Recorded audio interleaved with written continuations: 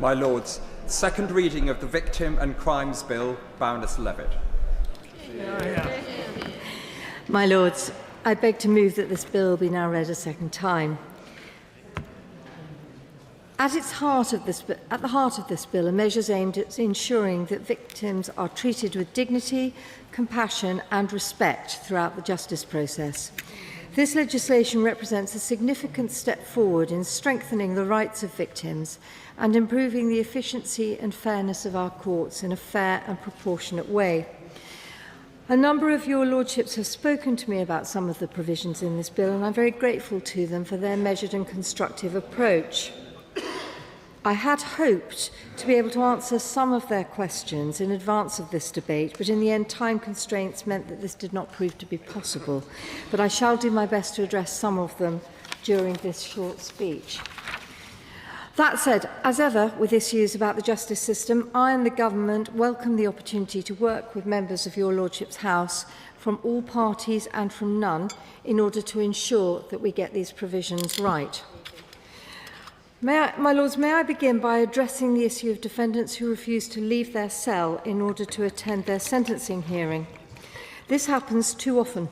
It causes great distress to victims and their families, many of whom have sat through a difficult trial.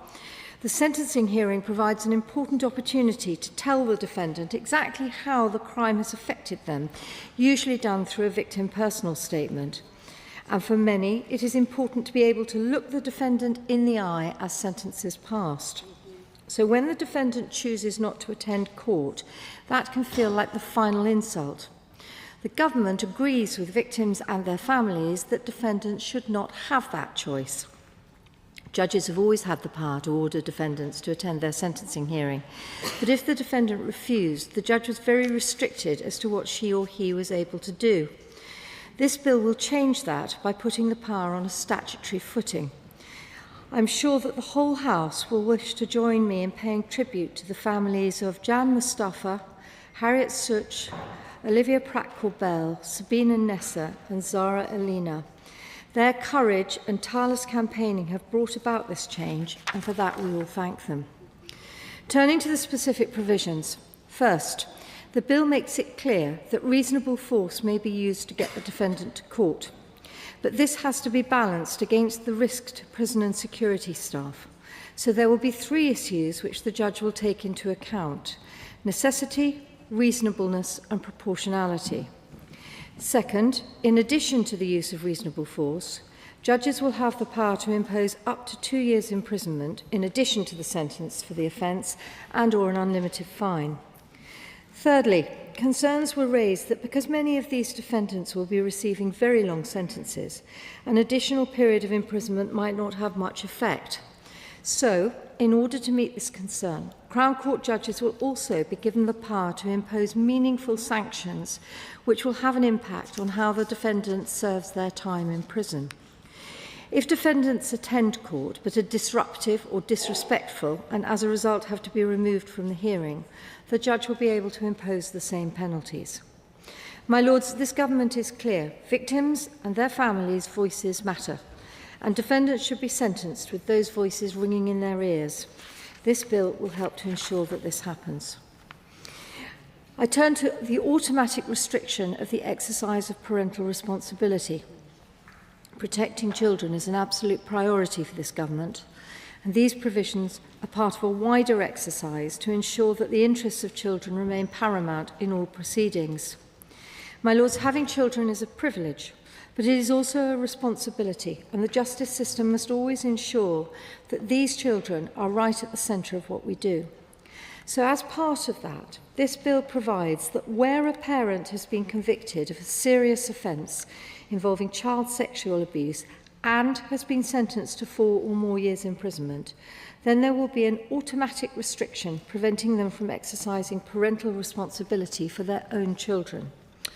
This measure will protect the children of child sex offenders whose convictions will provide clear evidence that they pose a risk to children, including their own. The bill will also restrict the exercise of parental responsibility for children of rapists, where their crimes have led to the conception and birth of the child in question. There will be 2 routes. In the first situation, where the Crown Court is satisfied to the criminal standard that the child was conceived as a result of the rape, then this mandatory restriction must be imposed at the same time as the defendant is sentenced.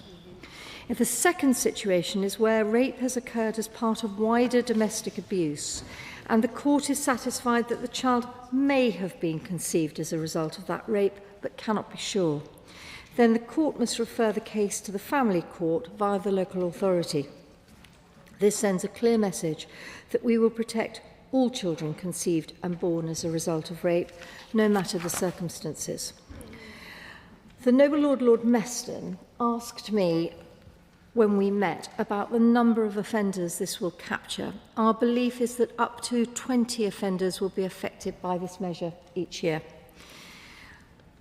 Third, non-disclosure agreements. My Lords, non-disclosure agreements, or NDAs, should not be used to silence victims or to cover up crimes. This bill will make sure that they cannot be used in this way. It makes clear that NDAs will not be legally enforceable to the extent that they seek to prevent victims, or those who reasonably believe they are victims, from disclosing information about relevant criminal behaviour. In addition, we want to make sure that victims can provide the full context and circumstances when speaking about crimes. So the bill will also ensure that such a victim will be able to speak about how the other party reacted, both to the criminal conduct itself and to the victim speaking out about it. Of course, we recognise that there may be situations where both parties genuinely wish to have the closure that is offered by an NDA. To accommodate that, the measure includes two powers. The first will allow the Secretary of State to make regulations to set out the criteria for an accepted NDA. Such NDAs would not be voided under the measure. The second power allows the Secretary of State to specify that speaking about the crime to some people for specific purposes or in certain situations will always be allowed, even if an accepted NDA exists. So, by way of example, a victim who wanted to speak to a victim support service in order to get support may be able to do so despite being party to an accepted NDA. My Lords, the Noble and Learned Lord Keane of Ely and the Noble Lord Sandhurst asked me about some of the exceptions set out in the clause. I'm sorry I was not able to answer their questions in advance of second reading, but I'll do my best to do so now. The measure will not apply to a narrow cohort of specified agreements. This is in the interests of national security. Unlike with accepted NDAs, victims of crime who sign such agreements will not always be able to make the disclosures specified by the Secretary of State in regulations made under the second power, because the relevant bodies have their own appropriate arrangements for ensuring victims and direct witnesses of crime can speak up and seek support. During the development of the clause, extensive engagement was undertaken with relevant government departments about which bodies an exemption should apply to. An exemption for agreements entered into by the National Crime Agency in the interests of national security was not considered necessary. Legislation that binds the Crown does not ordinarily apply to the Sovereign unless there is a specific policy justification for it to do so. And for the purposes of this measure, the Government does not consider that there is a specific policy justification for the measure to apply to agreements entered into by the Sovereign personally. Fourth, strengthening the powers of the Victims Commissioner. My Lords, I wish to start my remarks by paying tribute to the late Baroness Newlove, who will be greatly missed in your Lordship's house. All of us have a great deal for which to thank her. This bill will enable the Victims Commissioner to hold the system to account more effectively, which we hope and expect will boost the confidence of victims. The Victims Commissioner will have a number of new tools which we intend should be used to achieve systemic change. First, for the first time, the Commissioner will be able to exercise their functions in relation to individual cases where such a case raises public policy issues which go beyond that particular case and are likely to be of relevance to other victims and witnesses. Second, local authorities and social housing providers will have a duty to cooperate with the Victims Commissioner in relation to antisocial behaviour. And as a result, the Commissioner will be able to get the information they need to identify systemic issues, make informed recommendations, and examine how the system responds to antisocial behaviour. Thirdly, this bill will place a new duty on the Victims Commissioner to produce an independent assessment as to how public agencies are meeting their duties under the Victims Code. The report will be provided to ministers who will then be required to consider it as part of preparing their own report on code compliance under the Victim and Prisoners Act 2024. Some of your lordships have raised with me at meetings whether the Commissioner will have sufficient resources to take on this additional work. We have worked closely with the Victims Commissioner's Office to understand the impact of the measures, and we have identified a small additional resource requirement amounting to £150,000 a year, and that is outlined in our impact assessment. This will be accounted for as the measure is commenced and implemented. Victim Contact Scheme. My Lords, the Victim Contact Scheme plays a critical role in communicating information about the release of offenders to be given to those who need it most. But the legislation governing it is more than 20 years old, so this bill will simplify and update the current system. It will bring victims currently served by different operational schemes into the single Victim Contact Scheme. And as we implement this measure, we will make sure that the updated scheme works for the victims it's designed to serve. The bill will also provide all victims with one clear route they can use to request information about an offender. The Noble and Learned Lord Keane of Ely and the Noble Lord Sandhurst asked about interactions with clinicians' obligations, and the Noble Lord Russell of Liverpool raised issues about when an offender is detained under the Mental Health Act 2013. We will consider how best to support victim liaison officers and indeed hospital managers to provide this information to victims where it is appropriate to do so. This requirement reflects current practice where the release of information must comply with data protection legislation and the convention rights. We also would not provide information that would put either the offender or the victim at risk for any reason. Where information is not disclosed, victims can seek a review through existing independent HMPPS complaints processes or make a complaint to the relevant NHS service provider, and if they're unhappy with the outcome, victims can escalate their complaint directly to the Parliamentary and Health Services Ombudsman. For mentally disordered offenders, this includes information about discharge, leave, and any other information as appropriate. Furthermore, the bill will allow victims to request information about an offender, which will be delivered via a new dedicated helpline. This means that eligible victims of mentally disordered offenders will receive information upon request. Our intention is to ensure that those who are eligible receive the right information about offenders at the right time. And in addition, but out with this bill, we will consult on a new Victims Code in due course. My Lords, I would now like to turn to prosecutors. I declare not so much an interest as experience in this area because I worked for the Crown Prosecution Service for 5 years. I'm sure that all will agree that it is essential that we ensure that the CPS can recruit and retain sufficient qualified Crown prosecutors. Having inadequate numbers means that important decisions about, for example, who to charge with offences, choice of charge, and evidence requests to be made from the police cannot take place in a timely way. In England and Wales, there are, of course, the members of the two well-known branches of the legal profession, namely solicitors and barristers. But what is less widely known is that there are other routes by which a person may qualify as a lawyer. The biggest of these organisations is CILEx, the Chartered Institution of Legal Executives. At present, as the law currently stands, it is difficult for the CPS to appoint lawyers other than solicitors or barristers to work as Crown prosecutors. This bill will remove those barriers by enabling further suitably qualified and experienced legal professionals to be appointed to these important roles. A number of noble lords have raised with me whether this will involve lowering standards, and I am happy to reassure your lordships that it will not. At present, the law requires Crown prosecutors to have what is known as the general qualification. The general qualification requires the lawyer in question to have very wide rights of audience, namely in all proceedings in the senior courts, in all proceedings in the county court or magistrates' courts. But in practice, not all these rights are necessary for their role as a Crown prosecutor. So the bill will remove that requirement, but what will remain is that Crown prosecutors from whichever professional background must have the necessary rights of audience and authorisation under the Legal Services Act 2007 to appear in the courts relevant to their role.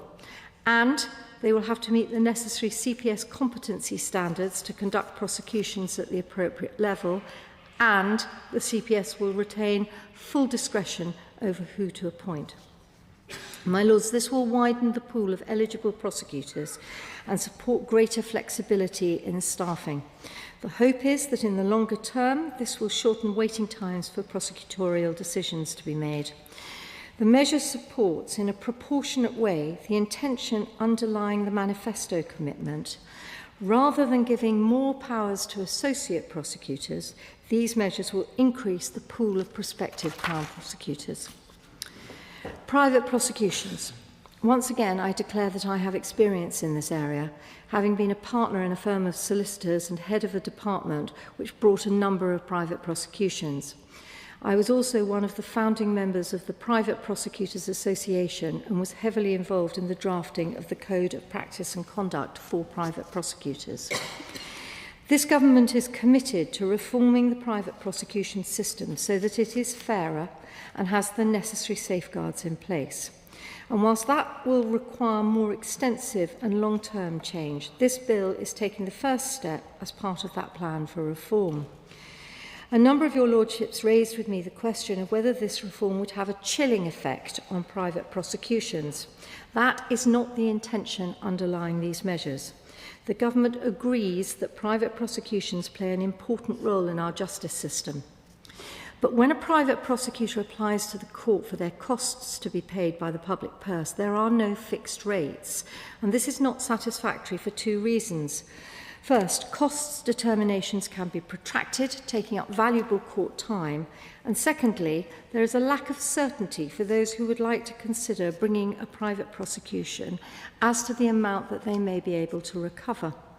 That is why, my Lords, this bill will give the Lord Chancellor the power to make regulations which set the rates at which private prosecutors can recover their costs from central funds.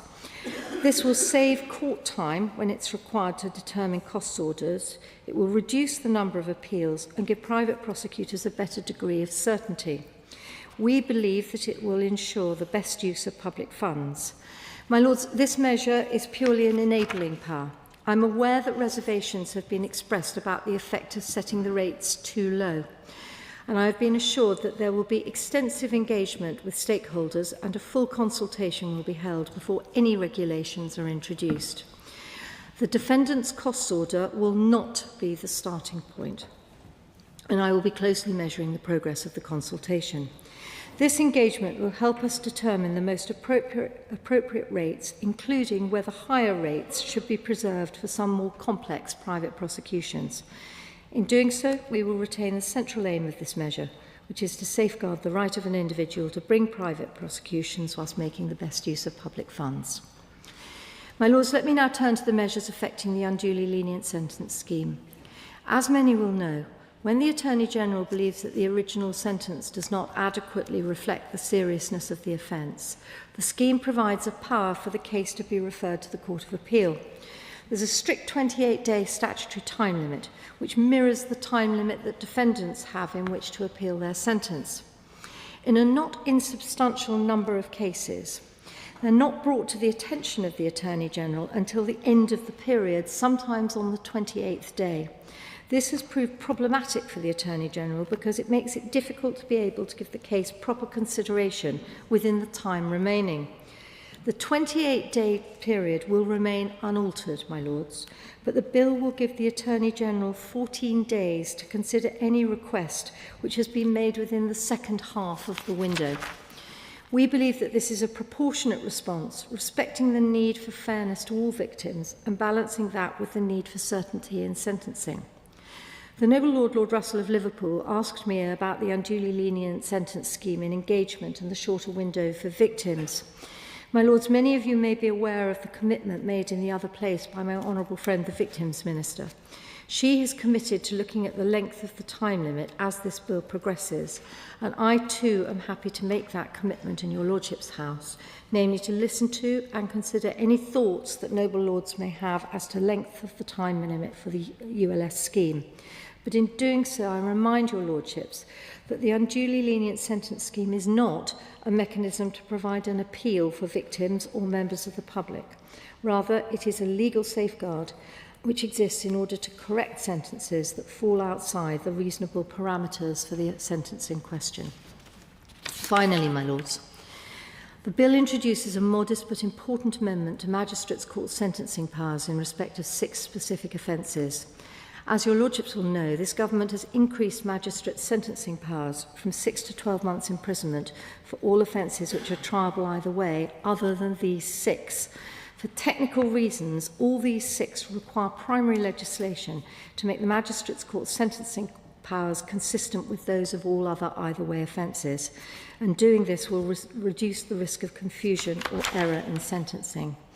My Lords, this bill is about ensuring trust and confidence in our justice system, one that is fair, efficient and takes the needs of victims into account, and it reflects our commitment to ensuring courts meet the demands both of today and tomorrow.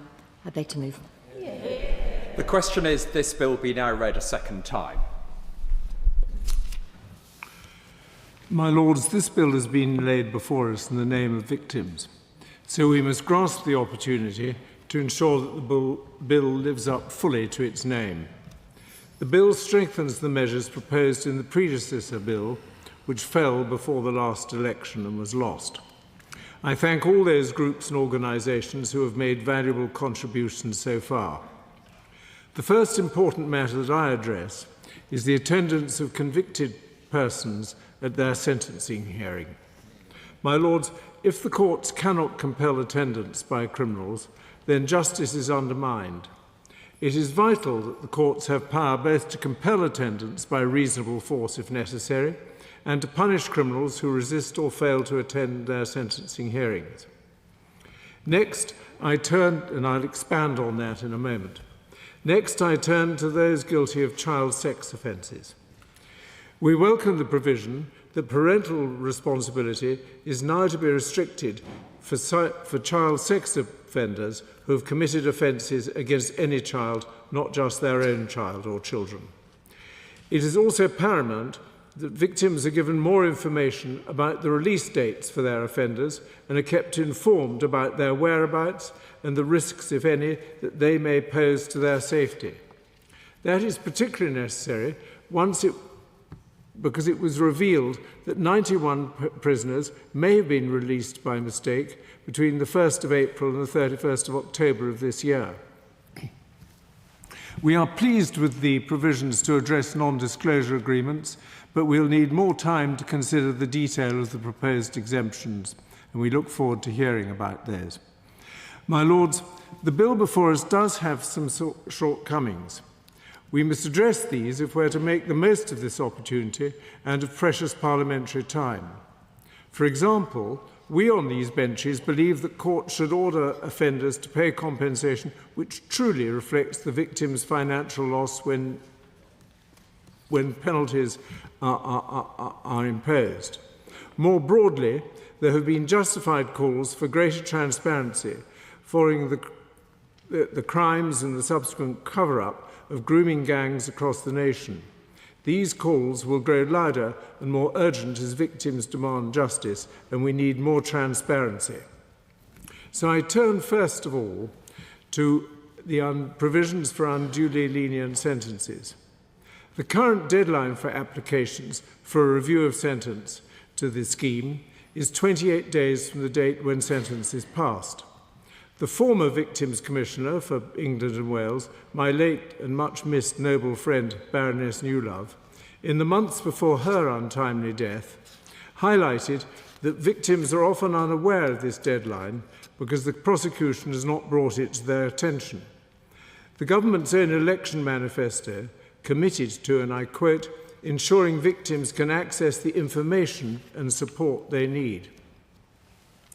That is why we recommended an extension of time for an application to be made from 28 days to 56 days. This will give victims more time to process an application. In addition, the Crown Prosecution Service should be obliged to notify victims that the scheme exists, because they have to know about it if they're to do something, and within 10 working days of a sentence being passed, to provide information explaining the application process and the relevant deadlines. Many victims relevant deadlines, for making victim impact statements. Many victim impact statements have faced difficulties. Victims must be able fully to express in their personal statements the impact that crimes have had on them. Victims deserve a platform, but such statements are evidence in the case and as such subject to strict rules. We accept that what they say must not be contrary to any statutory limitations on free speech. They mustn't make allegations of untried criminal conduct or be offensive or inappropriately provocative, but victims must have their voices heard. My Lords, at the heart of these calls is a call for greater transparency in the system, transparency about the courses of action available to victims after sentence, and allowing victims themselves to explain their suffering without inappropriate censorship. We must take this opportunity to help enhance trust in the courts and the process, and to bring accuracy to our public discourse. At present, we do not know enough about the backgrounds of those who commit offences. Too often the public is left to speculate. In the other place, the opposition tabled an amendment to set the record straight. It would require courts to collect data on sentenced offenders in relation to a number of factors: nationality, sex at birth, and, where applicable, country of birth, method of entry to the United Kingdom, visa route, and visa status and asylum status. The government should then publish these statistics every 3 months. This will ensure that both policymakers and the British public have an accurate debate and can reach informed decisions when it comes to criminal justice, to integration, and to border control. My Lords, there are clear and legitimate concerns about integration and social cohesion. It's imperative that the government does not dismiss these or overlook them. Accurate data is important. Its absence allows for misleading statements to be made, sometimes deliberately and malevolently, but even if innocently made, they can have a damaging effect. So we implore the House to take this opportunity to make a profound impact on our current policies through this bill. As for the implementation of the bill as it currently stands, there are also practical issues which the government must consider. I must ask, how exactly will offenders be compelled to attend sentencing when prison officers already find themselves ill-equipped to handle violent or disruptive offenders? What provisions will be put in place? My Lords, officers should be enabled to use reasonable force so long as it is not disproportionate. This must include the power to restrain and to quieten disruptive offenders during hearings. Next, as for child sex offenders, now that sex offences against any child will result in a restricted parental responsibility order, what provisions is the government going to take to ensure that the family courts are not overwhelmed by appeals once the bill is passed into law? My Lords, until these questions are addressed, we fear that this bill will not fulfil its aims, nor be satisfactory for the victims in whose name this bill has been put forward. We support the aims of this bill, but there remain real gaps and real missed opportunities. We are fortunate enough in this House to have the chance to correct them. We must prove our worth by making necessary changes in the interests of victims and the public, so that there is trust in the system as a whole. Only then can we deliver real justice for victims, improve confidence, and improve trust in our courts and the justice system as a whole. We need to be able to enjoy informed debates across our political life. I look forward to engaging constructively with the Government and with noble lords across the House to help this bill live up to its name. Thank you. My Lords, I thank the noble Lord the Minister for her very clear introduction to the bill this afternoon. And the Liberal Democrats broadly welcome the principles behind the Victims in Court Bill, strengthening support for victims, strengthening the powers of the Victims Commissioner, and improving the court system. The current systems for our courts is not just under severe stress, it is actually close to collapse, and there are important changes that we believe need to be made for the court service to be fit for purpose in this current era. But because we do have some concerns and proposals for the improvement of the bill, some echoing amendments that were laid for this bill by our Liberal Democrat colleagues in the Commons. I suspect that on this bill, as with the Crime and Policing Bill, the Sentencing Bill currently going through your Lordship's House, as well as the Victims and Prisoners Act 2024, which was saved in the wash-up just in the run-up to the 24 general election, but most of it was not commenced other than the infected blood compensation arrangements. And I wondered if this was the bill Lord Sandhurst was referring to, and I apologise if I've got that wrong, but it was saved, because I have a question for the Minister, which I'll come to in a minute. So I think during the passage of this bill, we will be discussing minute detail about technicalities of improving systems for victims. But, my Lords, we often don't hear enough what victims or survivors or complainants, however they may choose to describe themselves, actually face, and how long it takes to recover. And that's why I'm so grateful that many victims, NGOs and charities keep their voices in front of us. The definition of a victim in Section 1 of the Victims and Prisoners Act starts with that it's someone who suffers harm as a direct result of being subject to a criminal conduct or one or more of the circumstances mentioned in a subsection. And the key thing for me is exactly about what harm entails. Harm includes physical, mental or emotional harm and economic loss, or criminal conduct means conduct which constitutes an offence. Now that, my Lords, I think is a good definition, a helpful starting point and a reminder to us that victims will have suffered physical, mental or emotional harm or economic loss or been the victims of criminal conduct. By the way, neither the previous government or this government have commenced this section of the Victims and Prisoners Act, which continues to be disappointing. So can I ask the Minister if the government intends to bring in this section of that Act? In 4A of that section, the clinical description of the harm covers a wide range of experience. For example, harm can lie dormant in victims for many years, as with children sexually abused when young.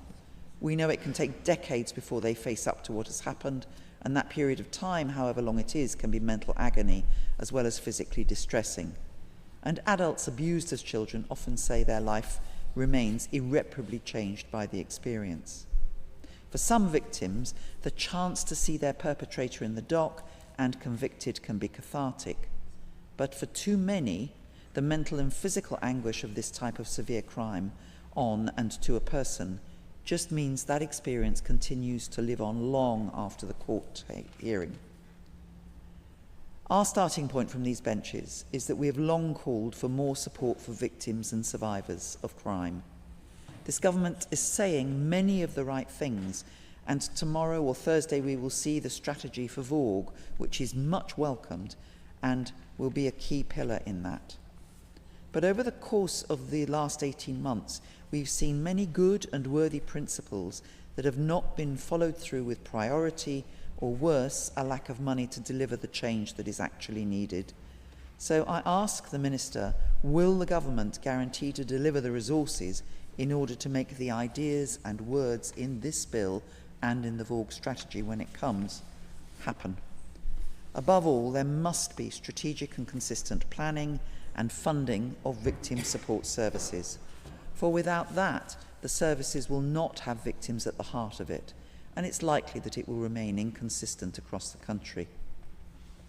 We welcome the strengthening of the Victims Commissioner role and the restriction of parental responsibility in certain heinous cases. The areas of the bill that we have particular concern with include an extension to the Victim Contact Scheme to include victims of offenders sentenced to less than 12 months for violence and sexual offences, victims of coercive or controlling behaviour, stalking or harassment, as well as bereaved families in manslaughter or death by dangerous driving. Also, access to free court transcripts of victims of criminal offences is increasingly important. And this is broader than the original pilot and early proposals, but we believe it would be the right thing to introduce. And the provision for support of victims online and technology-enabled crimes. And the application of the Victims Code in respect of victims of murder, manslaughter or infanticide abroad, which we have laid amendments to in the past. The families of those killed deserve access to the same victim support back home in the UK as those whose family members may have been killed in the UK. The Liberal Democrats have long sought to get restorative justice implemented broadly across the criminal justice system, where delivered with care and willingness on both the victim and the offender's side, it can make a real difference to both parties. We laid amendments in the Commons for a victim's right to referral and a duty to report on the use of restorative justice services, and we want to continue to make progress on this. The government proposal to increase the period in which the Attorney-General may receive a request to challenge an unduly lenient sentence to 28 days and the extra 14 days if submitted in the second half of the 28-day period, in our view, remains too short. And we supported the official opposition in some of their amendments in the Commons. Critically, it is unworkable unless a victim is notified of when a sentence has been given, because the window to apply to the Attorney-General is too tight. And I note with regret that the Minister said that the ULS was not an appeal mechanism for a victim, but many victims, on the rare occasion it might be used, should have access to it.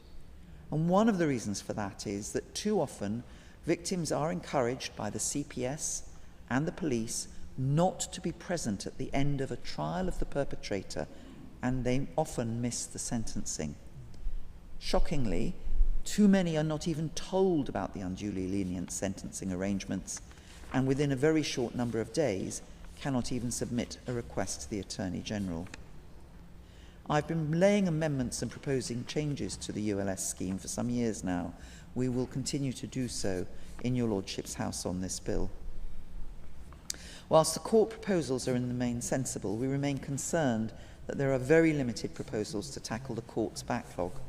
And the announcement by David Lammy MP in relation to reducing the number of cases in front of a jury hasn't helped. On this Monday, 60 courts sat empty because of lack of judges or barristers or other experts needed for court hearings. There is little empirical evidence, proof or pilot that shows reducing juries will ease pressures on the court system alone. The real problems are the poor buildings, court closures, and the legal aid cuts that penalise barristers and solicitors. What is needed is a long-term commitment for investment in both restoring funding to legal aid and capital investment in the courts of the future. My Lords, these are some of the key issues that we believe need to be addressed in the bill, but set in the context of giving a broad welcome for most of the bill whilst wanting to strengthen it.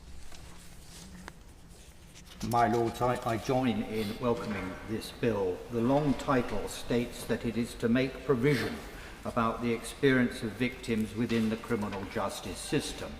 In that context, it is strange to be considering such a bill in the absence of Lady Newlove. A good test of what can be achieved by the bill will be whether or not she would have approved of it. I am sure we would all hope that our final product would meet her approval. I wish to focus on two topics: the power to order an offender to attend court for sentencing and the proposed restrictions on parental responsibility.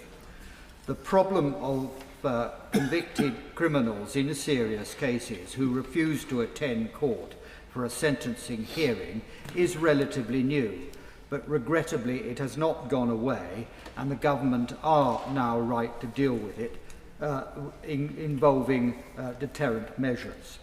Sentencing judges are well used to dealing with attention-seeking misbehaviour by some offenders, but the bill gives a clearer framework for the powers available to the judge, not just when the offender fails or refuses to attend, but also when he does attend, he interrupts the hearing or otherwise misbehaves and has to be removed. A sentencing hearing is important because it is when the offender is made publicly accountable for his criminal action and has to confront the disapproval of society for what he has done, and also to hear the evidence of the impact on the victim and on the victim's family. A refusal to attend adds insult to injury and highlights the lack of any remorse. It was, in one such case, rightly described by the judge as spineless. Clearly, when a very long sentence is inevitable, a relatively short additional sentence may not persuade such defendants with little or nothing to lose to cooperate or to behave. And there is a limit to what can be expected of prison or custody officers in manhandling a resistant offender into the dock. There can, in those cases, be a risk of making a bad situation look worse. However, clarification in the bill that reasonable force may be used if necessary and proportionate is welcome. The important point of these new provisions is that victims can be reassured that they will be heard and that offenders will know that if they think about not attending, there will be consequences, not just in the longer term with a further sentence which may have little or no real meaning, but also in the short term with new prison sanctions order. Turning to clauses 3 and 4 of the bill, it is clearly right and necessary to introduce an effective mechanism to curtail any exercise of parental responsibility by fathers who commit sexual offences against a child. That must mean a sexual offence against any child, not just a child for whom the man may have had parental responsibility, which is what I now understand the bill to intend, as the Minister has been good enough to confirm. I welcome that confirmation because paragraph 176 of the explanatory notes accompanying the bill suggests that it might still be restricted to offences against the children for whom he holds parental responsibility. I understand that not to be correct. I suspect none of us have any reservations about the essential principles underlying these proposals. The chair of the Bar Council has said, parental responsibility should not be regarded as an inalienable right which is retained regardless of parental behaviour and actions. Restricting parental responsibility for perpetrators of child sex offences is a strong protective measure for those left behind after acts of violence and abuse within the family. I suggest that this should also apply to any such serious sexual acts committed outside the family context and which are, in fact, wholly incompatible with the retention of parental responsibility. Without now getting too involved in the details of the current law, it is important to appreciate that not all fathers automatically have parental responsibility. If not married to the mother, a father would only acquire it with her agreement for him to be registered and named as father on the birth certificate, or by later agreement or order. It is also important to appreciate that the family court can and does already terminate, suspend or restrict parental responsibility when there is a risk of significant harm to the child or siblings, and when the father's conduct and retention of parental responsibility has become an intolerable concern to the mother. But there have been cases in which obstructive fathers, out of malice or lack of insight or empathy, force a mother into protracted and costly litigation to protect the children and herself as their mother, and to remove the need for her to involve the father in decision-making about their future care and upbringing. At least in the cases covered by this bill, a more summary mechanism will be made available. This bill builds on Section 18 of the 2024 Act, Jade's Law, not yet in force. It will prevent the exercise of parental responsibility, but without actually altogether terminating parental responsibility. Clause 3 requires a sentence of at least 4 years before it operates. That leaves the cases of those with lesser sentences remaining to be dealt with in the family court, as now.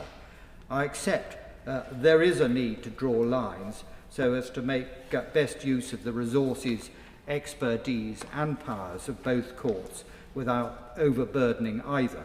But where lines are drawn may need more exploration during the passage of this bill. I would briefly raise some other procedural and evidential points. First, I would ask whether consideration has been given to any mechanism to restrict applications for or exercise of parental responsibility during what is now likely to be a long period between the initial charge and the final sentencing. Is that to be left to bail conditions or left to the family court on a separate application by the mother or a local authority, or could the Crown Court now be given power to make an interim order? Secondly, assuming the Crown Court will be making orders covering all children for whom the defendant has parental responsibility without later review by the family court, how will the Crown Court get reliable information about who those children are and about their status and circumstances, particularly if the defendant is unwilling or unable to assist, and the court has no access to existing court orders concerning those children? Regrettably, some men have selective memories about their offspring. How also will the mothers of those children be identified and located, and then informed about what the Crown Court is doing or may have done? Finally, as to children who have been or may have been conceived as the result of rape, it may be difficult at the time of sentencing to ascertain if the child was in fact so conceived, if there was a pre-existing relationship between the couple continuing at least until the rape. The difficulty no doubt already exists if the criminal court has to decide whether the mother's enforced pregnancy was an aggravating factor for sentencing purposes in rape cases. Broadly, however, in cases of uncertainty, I welcome the measures in the proposed new Section 10F, which requires the Crown Court to notify the local authority, who will have to assess the likely cooperation or otherwise of the mother and any possible need for orders from the family court, which may require further fact-finding. In this regard, I consider the bill goes as far as it needs to in such situations. Subject to those comments, most of the provisions of this bill are welcome. My Lords, I was at St Thomas's at 8 a.m. this morning and return to Guy's 8 a.m. tomorrow, re my lack of balance. But I was determined to speak on this important bill, but I've informed the clerks that I will do so sitting down. My Lords, I welcome this bill warmly and applaud the work of my noble friend the Minister and her team. I consider this House to be so lucky to have somebody of such relevant experience leading this work. Hear, hear, hear, hear. This bill marks a really important step forward in rebuilding a much shaken justice system. A system to serve victims who in recent years have so often been failed. Imagine if the victim was your daughter, cousin, granddaughter, niece. As my noble friend the Baroness clearly said, the justice system must serve victims rather than subjecting them to further trauma on top of what they have already suffered. This bill strengthens victims' rights, forcing offenders to attend their sentencing hearing.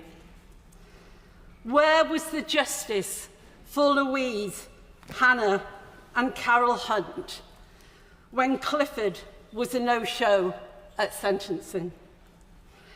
Those who refuse to comply will be liable to an additional custodial penalty of up to 24 months and restriction of social visits and removal of privileges. In my view, quite rightly so. Absolutely. I also welcome the protection of children of sex offenders, and the NDA should not prevent victims from disclosing relevant information. Because of this important bill, my lords, cowardly offenders who try to avoid facing the consequences of their actions on victims and insult victims' families will no longer be able to get away with it. Can I ask my noble friend the Minister that given that one of the sanctions for non-attendance at sentencing is an additional prison sentence, will that have an impact on prison capacity? My Lords, I welcome this bill and look forward to further discussion with all of you. Thank you. Very good, very good. You did very well.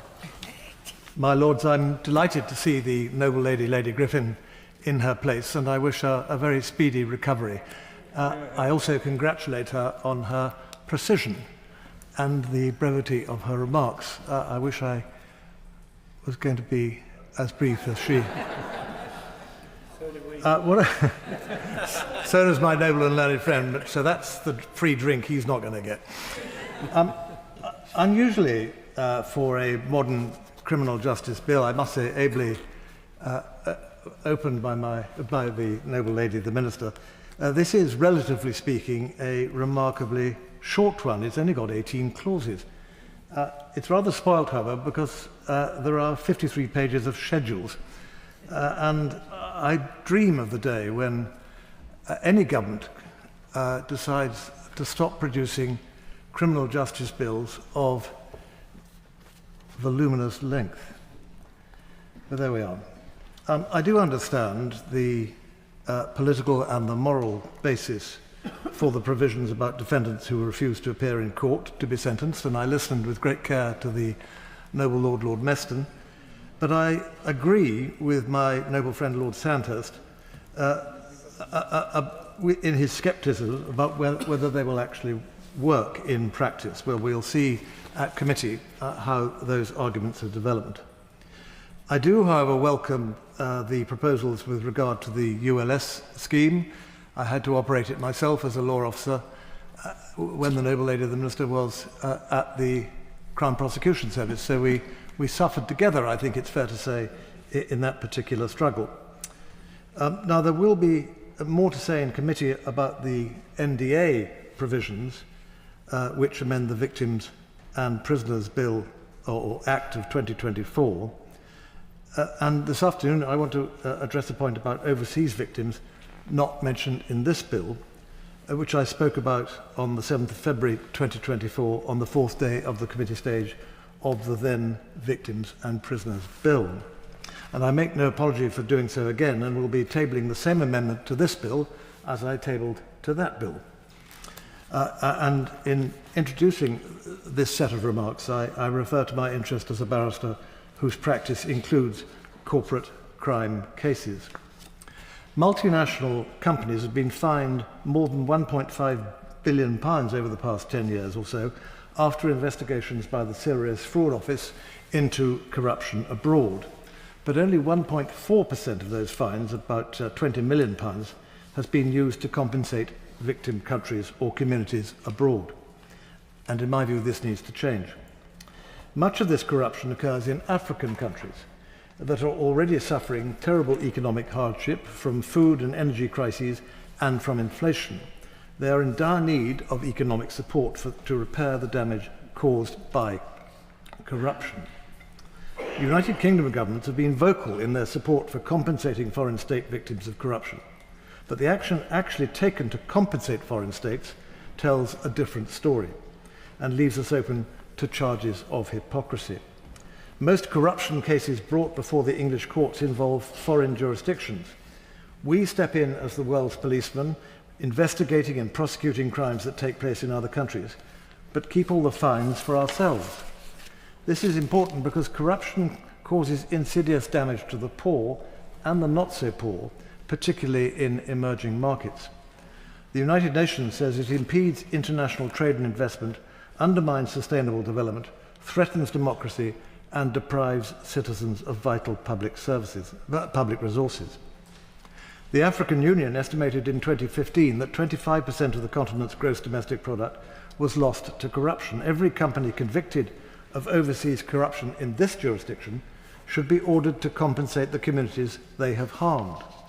That would be both just and effective. Compensation should come through investment in programs targeted at decreasing corruption and benefiting local communities by, for example, building and resourcing more schools and hospitals. At first glance, English law encourages compensation. It's required to take precedence over all other financial sanctions. So far, so good. But as with many noble ambitions, problems lurk in the detail. Compensation is ordered in criminal cases only where the loss is straightforward to assess, even though the trial judge is usually of High Court or Senior Crown Court level, who deal with complex issues every day. For example, in 2022, in a case in which I appeared for a victim state, Glencore pleaded guilty to widespread corruption in the oil markets of several African states. Although it was ordered to pay £281 million, not a single penny has gone back to the communities where the corruption happened, largely because it was held that the compensation would be too complicated to quantify.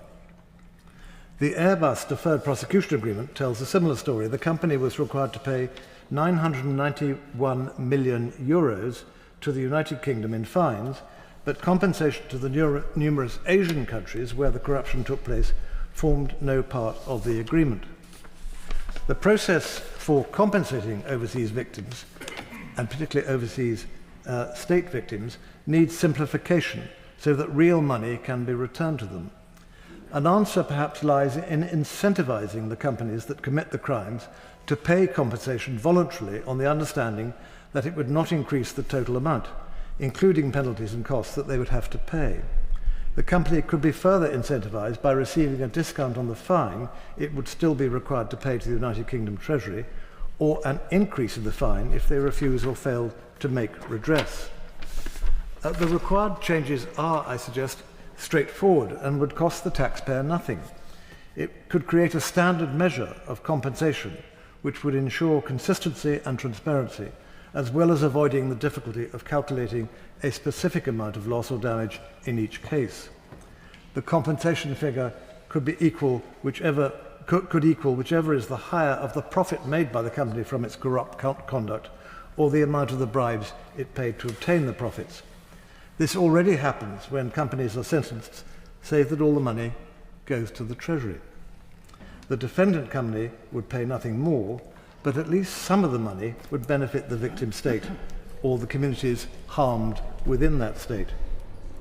Of course, my lords, it would be naive to think that compensation paid to a foreign state could never lead to further corruption. That's clearly a risk. So to address this, defendant companies would be encouraged or required to enter into an agreement with the relevant state, which would include obligations to comply with United Nations guidance on the treatment of compensation funds and to identify projects for which the funds would be used, possibly with the involvement of a local non-governmental organisation. And to encourage, my lord, states to enter into these types of agreements, corporations would be permitted, for example, to donate the compensation funds to the World Bank or International Monetary Fund for projects in the region instead, or to pay down a country's debt if an agreement cannot otherwise be reached. The benefit of this approach is, I suggest, that unlike at present, where there is no disadvantage in doing nothing, it puts the onus on the defendant companies to take restorative action, something that I hope will appeal to the noble lady, Lady Brenton. It also addresses the difficulties in quantifying losses by creating a simple approach that gives companies early sight of the amount they will have to pay. My Lord, this bill, I'm sure, is full of wonderful provisions, but it does lack this wonderful diamond which needs to be added to the ring around the minister's finger. I don't know how far I can go with that one, but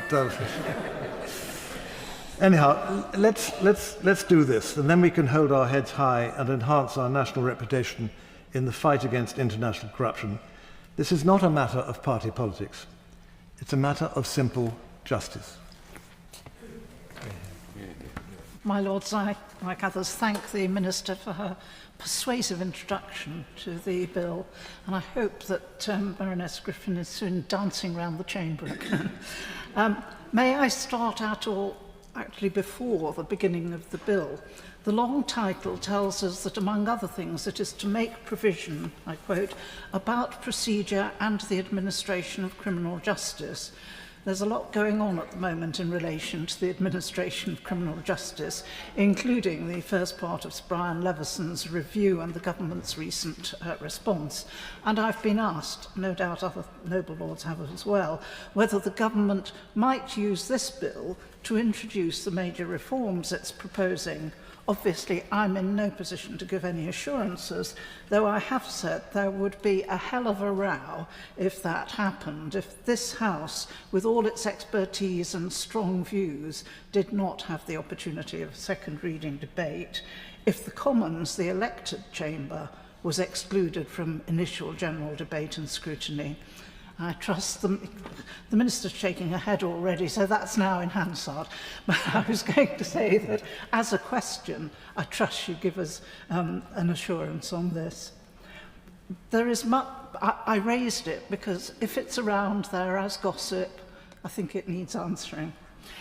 There is much to welcome in the bill, but our role as a revising chamber does mean that many of our comments may come over as opposition or criticism. I hope not to sound too much like Scrooge. When I heard there was to be a victims' helpline, I was interested as to what it might cover and hoped it would be more than a signposting exercise pointing victims to where they might get help, but of course it's not that. And the victims' contact scheme may suggest more than it is to provide. Many victims need support as witnesses. I am aware of the issue of coaching, or the suggestion that a victim witness, however he or she wishes to describe themselves, has been coached. And the postponement of support and indeed treatment for some badly affected victims is another argument for dealing with delays in the courts. And a victim's experience, I hate the word journey, doesn't end with the verdict. So support before and following a trial, often for a long period, as a survivor. This bill is a sort of Rubik's Cube, part of a Rubik's Cube of criminal justice legislation. The second reading comes not just during public debate about juries, but part-way through the sentencing bill, when the issue of resources for non-custodial sentences and for purposeful activity in custody is being discussed. Resources to support victims, survivors are needed too, as I've said. The position of so many organisations in the third sector is precarious, and appreciative words are no substitute for services and funding. As we know, too many victims and alleged offenders have a long wait for the trial. Some of the alleged offenders are not on bail, but released under investigation, an alternative to bail, but without set timeframes or conditions attached. It has been suggested that for the police this is a cop-out, sorry, no pun intended there, as it reduces the load on them. The Levison recommendation was to return to the pre-2017 system of conditional or unconditional bail. What priority does this bill have? It was introduced in the Commons in May, and then there's been a sort of hiatus. And in this House, it is to go to Grand Committee rather than having its committee stage on the floor of the House, presumably, though one shouldn't assume anything, in time for it to be through by the end of the session. I appreciate that timing is not a matter for the Minister, but she may wish to comment. She may not, of course. To turn to some specific points, we will spend some time on the first two clauses, I know. I confess to wondering whether, while the failure of a convicted offender to appear at a sentencing hearing must cause a lot of distress to the victim, looking the offender in the eye while he or she hears victim statements, would it be better to rely and perhaps use more the existing powers held by custody officers and prison governors and, of course, by judges, though I can see why there's a concern not to use contempt of court powers other than sparingly. There are risks associated with the sanctions and impacts on prison capacity and the Crown Court backlog. It's a difficult balance. We'll also discuss the transcripts of sentencing remarks, an issue which for some time has been pursued by my honourable friend, the member for Richmond Park and North Kingston, and to which my noble friend Baroness Brinton has referred. At a meeting in early September of the Constitution Committee, of which I'm a member, I asked the then Lord Chancellor, just before she became Home Secretary, about progress in this area. She said, "I do not believe we are far from having a tech solution that meets the test of accuracy. We're testing market solutions for speed and accuracy. Then we will need to take a view on operational viability and how quickly it could be rolled out." She also said it's a long process and it has a cost attached to it, and went on to emphasise that accuracy is the problem at the moment. If the Minister can update the House, that would be very welcome. I appreciate this is not as straightforward as some of us would like to think, but every day in this job we are aware of how quickly the Hansard writers record and reproduce what we say. Mind you, they do tidy it up as well, which is certainly not what's wanted in the courts. In addition, can she update the House on when the prohibited steps provisions restricting parental responsibility are likely to come into force? As Lord Meston has said, Section 18 of the Victims and Prisoners Act is still prospective. What discussion has the MOJ had with local authorities, which will have to take on additional responsibilities, and will they have additional funding? It's inevitable that I keep coming back to resources. The Victims Commissioner, I'm sure, will need to be better resourced given both her new powers and new duties. Baroness Newlove would undoubtedly have taken the opportunity to have made the point that she could have used much more than £150,000, whatever the agreement made. We all miss her, and we will welcome Claire Waxman to the position when she takes it up. The length of Schedule 2 mentioned by Lord Garnier, longer than the aggregate of all the bill's clauses, is, I suppose, a reflection of the way our statute book develops. I don't want to sound churlish. Clause 7, victims' rights to make representations and receive information, etc., etc. is doing some heavy lifting, are important out of all proportion to the clause's 2 lines, but proportionate to the schedule. How much heavy lifting can be done by, I quote, issues of public policy of relevance to other victims or witnesses? We'll see. I'm pleased that victims' rights to make certain disclosures are not to be precluded by NDAs. I hope the relevant regulations will be made with as little delay as possible so that this comes into effect. This is one of those occasions when seeing the regulations in draft during the course of the bill would be particularly helpful, given that not all NDAs will be covered. It's not just what's in the bill, it's also what it's not. we all are grateful to the organisations that have briefed us on the introduction of a duty to commission victim support services. 16 major organisations coming together to urge the government to drive change in the commissioning of specialist services for victims of exploitation and abuse and victims with specific needs is not to be ignored. I should declare an interest. I was many years ago, for quite a number of years, a trustee and chair of the domestic violence charity Refuge. Much that's in the bill and much else, to quote the long title, about the experience of victims within the criminal justice system, about the functions of the Commissioner for Victims and Witnesses, and about the procedure and administration of criminal justice, lends itself, indeed calls for, consultation with those affected and with those working in the sector. And I know that we have a group of ministers who understand this very well. I've said there's much in the bill to welcome. What I've been saying should not detract from that, but we do want this bill to be as good as it can be. My Lords, as always, it's a great pleasure to follow the Noble Lady Baroness Hamway, and today it's an enormous pleasure to congratulate my noble friend, the Minister, on bringing this bill forward and for introducing it with the style and clarity that we are fast becoming used to. No pressure. In particular, the bill addresses a number of concerns that many of us had about flaws and deficiencies in the Act of last year specifically, and our regime for supporting victims of crime in general.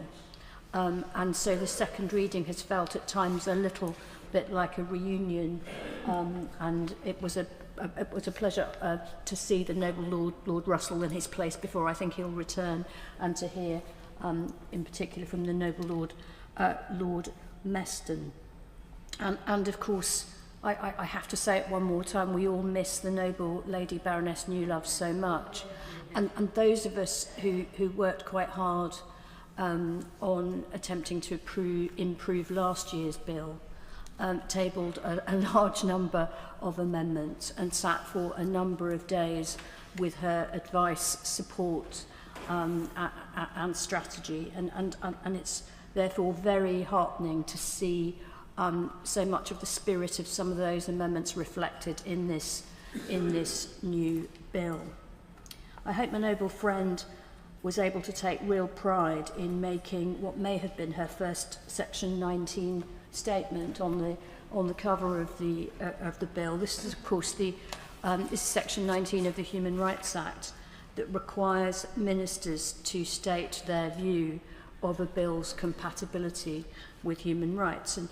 And noble lords will notice that my noble friend felt able to do this on this occasion, and I hope she took pride in that, not least because as a criminal barrister and indeed a judge of some distinction, she will be very aware that it's perhaps in the realm of victims' rights in particular that the European Convention, by way of the Human Rights Act, has made the most positive difference here in the United Kingdom. But just briefly on defendants' rights, I was heartened to see my noble friend's body language in the face of the question from the noble lady Baroness Hamway about the proposals on jury trial, because panto season is upon us, and the SW1 rumour mill is working in full force. And so I had heard the same rumours about this preposterous suggestion that limitations on jury trial would be dropped into this bill in Lords Committee, and I was heartened to see I'm still heartened to see the body language, and no doubt we'll have it from my noble friend's mouth in her summing up. Of course, defendants' rights were well developed in this jurisdiction long before even the European Convention. And the drafters of that convention referred to Article 6 as the English article because of things like the presumption of innocence in particular. But this was far less the case in the context of the rights of victims of crime. And I, in particular, remember as a young lawyer and a young Home Office lawyer in the early 90s that, for example, rape complainants were routinely cross-examined in person, sometimes for days on end, by their alleged assailants in the Old Bailey, cross-examined on their sexual history, with judges understandably nervous about interfering before the commission, as it then was in Strasbourg, suggested that might actually be degrading treatment, and a new torture and inhuman and degrading treatment on the victim. It was usually a woman, need not be a woman, but it was usually a woman. And it took Article 3 of the Convention and a Labour government's response to it to make sure that that should never happen. And that is just one example of many in the way that positive obligations under the European Convention have animated and accelerated the development of victims' rights in this country like never before. And I wanted to put that on the record because it is so infrequently discussed in all the heat and noise around human rights debates in this country at the moment. So in a similar vein, I so welcome clauses 3 to 5 of the bill in relation to restricting parental responsibility of sex offenders who've abused children. And similar amendment, we've discussed that there were similar attempts last year, but these go further. But the House and my noble friend will be much more comforted by the comments of the noble Lord Meston, who's as distinguished in that area as my noble friend is in the context of criminal trial. So that is so much to be welcome.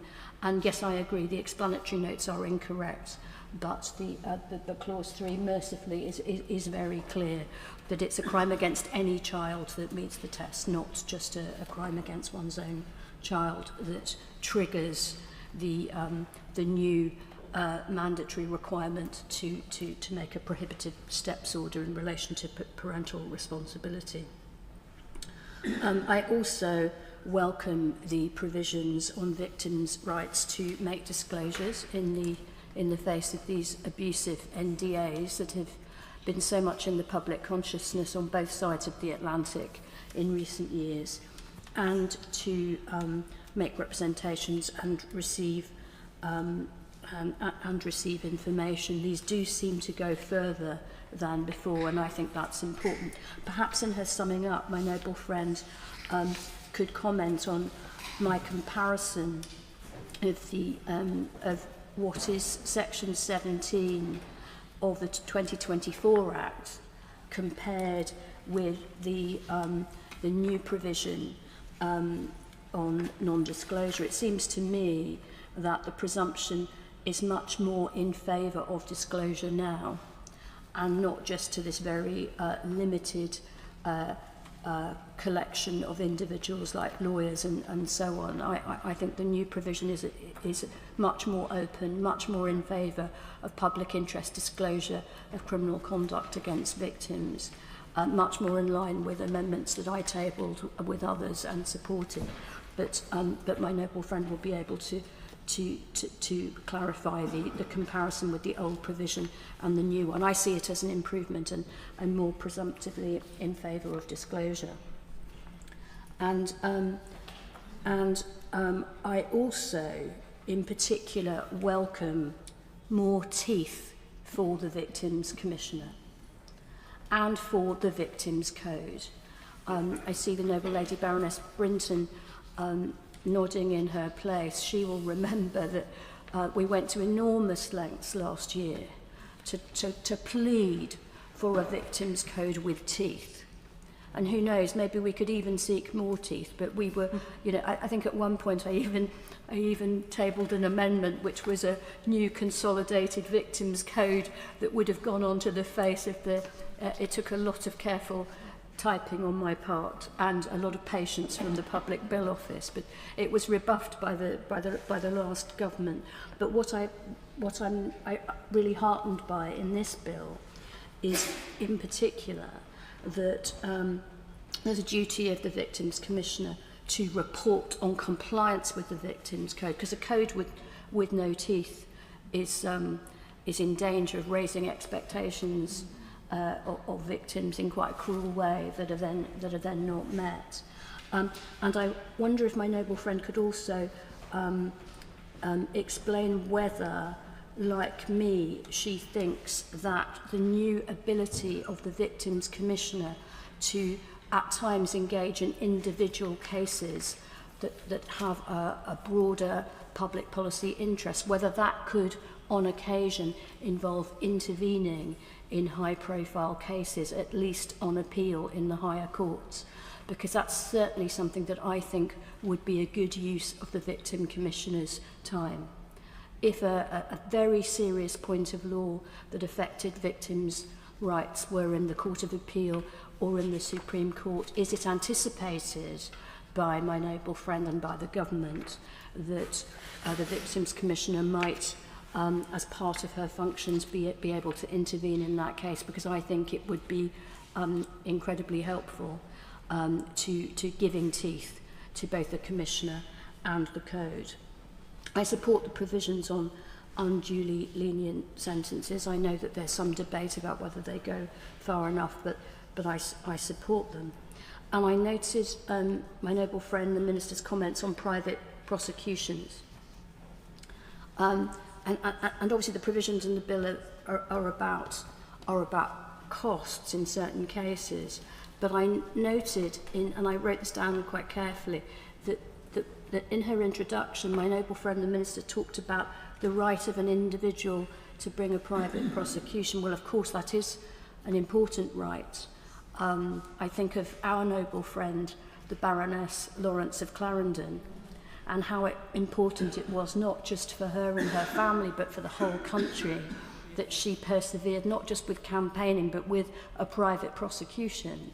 That demonstrates, I think, very graphically the importance of this right of an individual who's been wronged and neglected by the authorities in the context of policing and prosecution to bring a case. However, the other side of the equation, my lords, is that I am concerned about some corporate private prosecutions.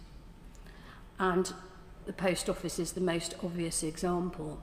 This is not an individual who has been wronged. This is a corporate prosecuting for private profit. And I have been slightly sceptical about whether this is a right that really should be afforded to private corporations as opposed to individuals at all. I just throw that into the air for consideration, not in any way to distract from or divert from my support for this bill, which I hope we can give a safe and speedy passage, but allowing no doubt enough time for adequate scrutiny and, if necessary, enhancement. My lords, it's always a bit daunting to speak to these things after one of the lawyers in this place. I am not a lawyer. I, as always, will speak to this bill from the perspective of poor communities. My first plea to the Minister is to remember, in this country, there's a great myth that poor people are the production of crime. Most poor people's experience of crime is as a victim, and it's from that point of view I come to this debate. I welcome the government's intention to put victims at the heart of the criminal justice system.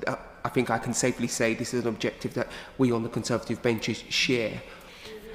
But good intentions are not enough.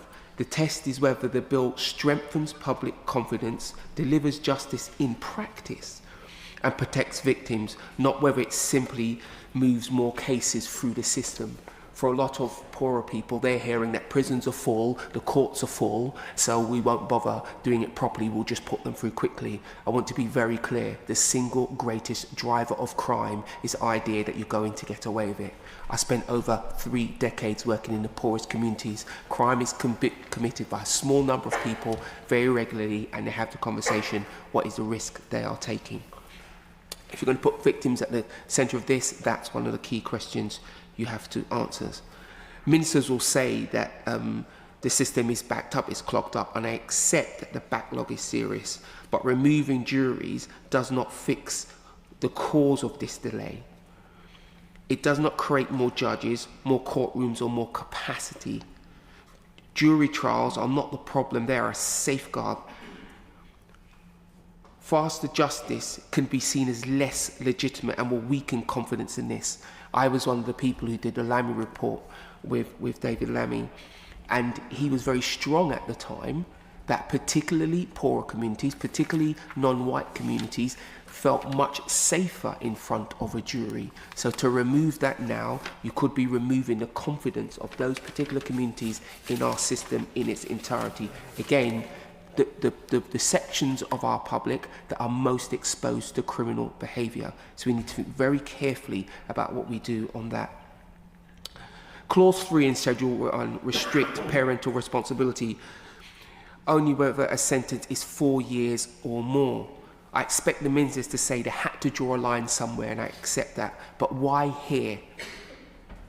An offender with a sentence of 3 years and 11 months still remains a serious risk. Victims will struggle to understand why safeguarding suddenly applies at 4 years. If the government does not explain this logic carefully, public confidence will suffer. Again, the reason I made the comment again about rising after a lawyer, lawyers have this in their thinking. They look at the world through the rules that they've learned. Most poor people are trying to make ends meet. Things need to be simple. That simplicity is fairness. I want to be very clear about that. Most people don't have the time to pore over the fine detail in the way that we do in your Lordship's house. I welcome improvements in the unduly lenient sentencing scheme, but for victims, the issue is not intent, it's access. The current 28-day limit is simply unrealistic for many victims and their families. They are grieving, they are traumatised and trying to navigate a complex legal process. I know ministers will say they'll keep this under review, but can I gently suggest that victims need certainty, not future monitoring? I want to end on this idea of court backlogs. Again, I return to my theme that getting away with it is the single biggest driver. I expect ministers to say this bill is not intended to solve every problem in the justice system, because of course that's reasonable. But the court backlog is a central problem facing victims today. One of the biggest problems is that you see the perpetrator, as far as you're concerned, walking around free as a bird, to use the expression that one young man used with me this morning. Yeah. That has to be addressed. This bill contains little to address it directly. The noble Baroness Brinton was very clear about what went on in court, or what goes on in court, and I think that needs looking at, because this jury system and the speed at which we get people through is why people think the British criminal justice system is the best, particularly people who in their life experience may find themselves in front of that. This bill contains measures that I welcome, but it also raises serious questions. If the government aim is to rebuild confidence in the criminal justice system, these reforms must be logical, coherent, and visibly on the side of victims. I look forward to scrutinising the bill as we go through the process, because I do truly believe that the Minister wants to do the right things. I do believe that, and I want to be part of helping that happen, because I, for one, believe this is far beyond party shenanigans. This is about what it means to exist in Britain today. Yeah. My Lords, I thank the Minister for bringing this important bill to the House, as it gives me the opportunity to speak about the vital specialist support services that victims of abuse and exploitation so desperately need. My Lords, The picture we see before us with regards to this is a bleak one, far worse than any nation should accept. But my lords, with this bill, we have the precious opportunity. We can turn despair into hope and ensure that victims and survivors are finally met with compassion, understanding, and the support they need when they need it. My lords, the Centre of Expertise on Child Sexual Abuse, which is hosted by Barnardo's, and I declare an interest as Vice President, estimates that 55,000 children and adults are currently on waiting lists for support for child sexual abuse. My lords, alongside this, 23 specialist services have closed in the last 18 months, with only 363 remaining. This leaves, theoretically, a caseload of around 16,500 victims per service, which is simply unimaginable. My lords, for so many victims and survivors of child sexual abuse, just seeking help is an act of bravery. Yet most will discover services that can truly understand or empathize with their trauma are few and far between. My lords, it is shameful that this has been allowed to happen. Much of the time, victims and supporters are left on a painfully long waiting list, and their healing is put on hold. And they wonder whether they can bear to reopen old wounds by the time help finally comes. My lords, for domestic abuse, the picture is not much brighter. In 2025, a report by the Domestic Abuse Commissioner revealed that thousands of children are being left with nowhere to turn after experiencing abuse. More than a quarter of these vital services are having to turn children away because they simply do not have the resources to support them.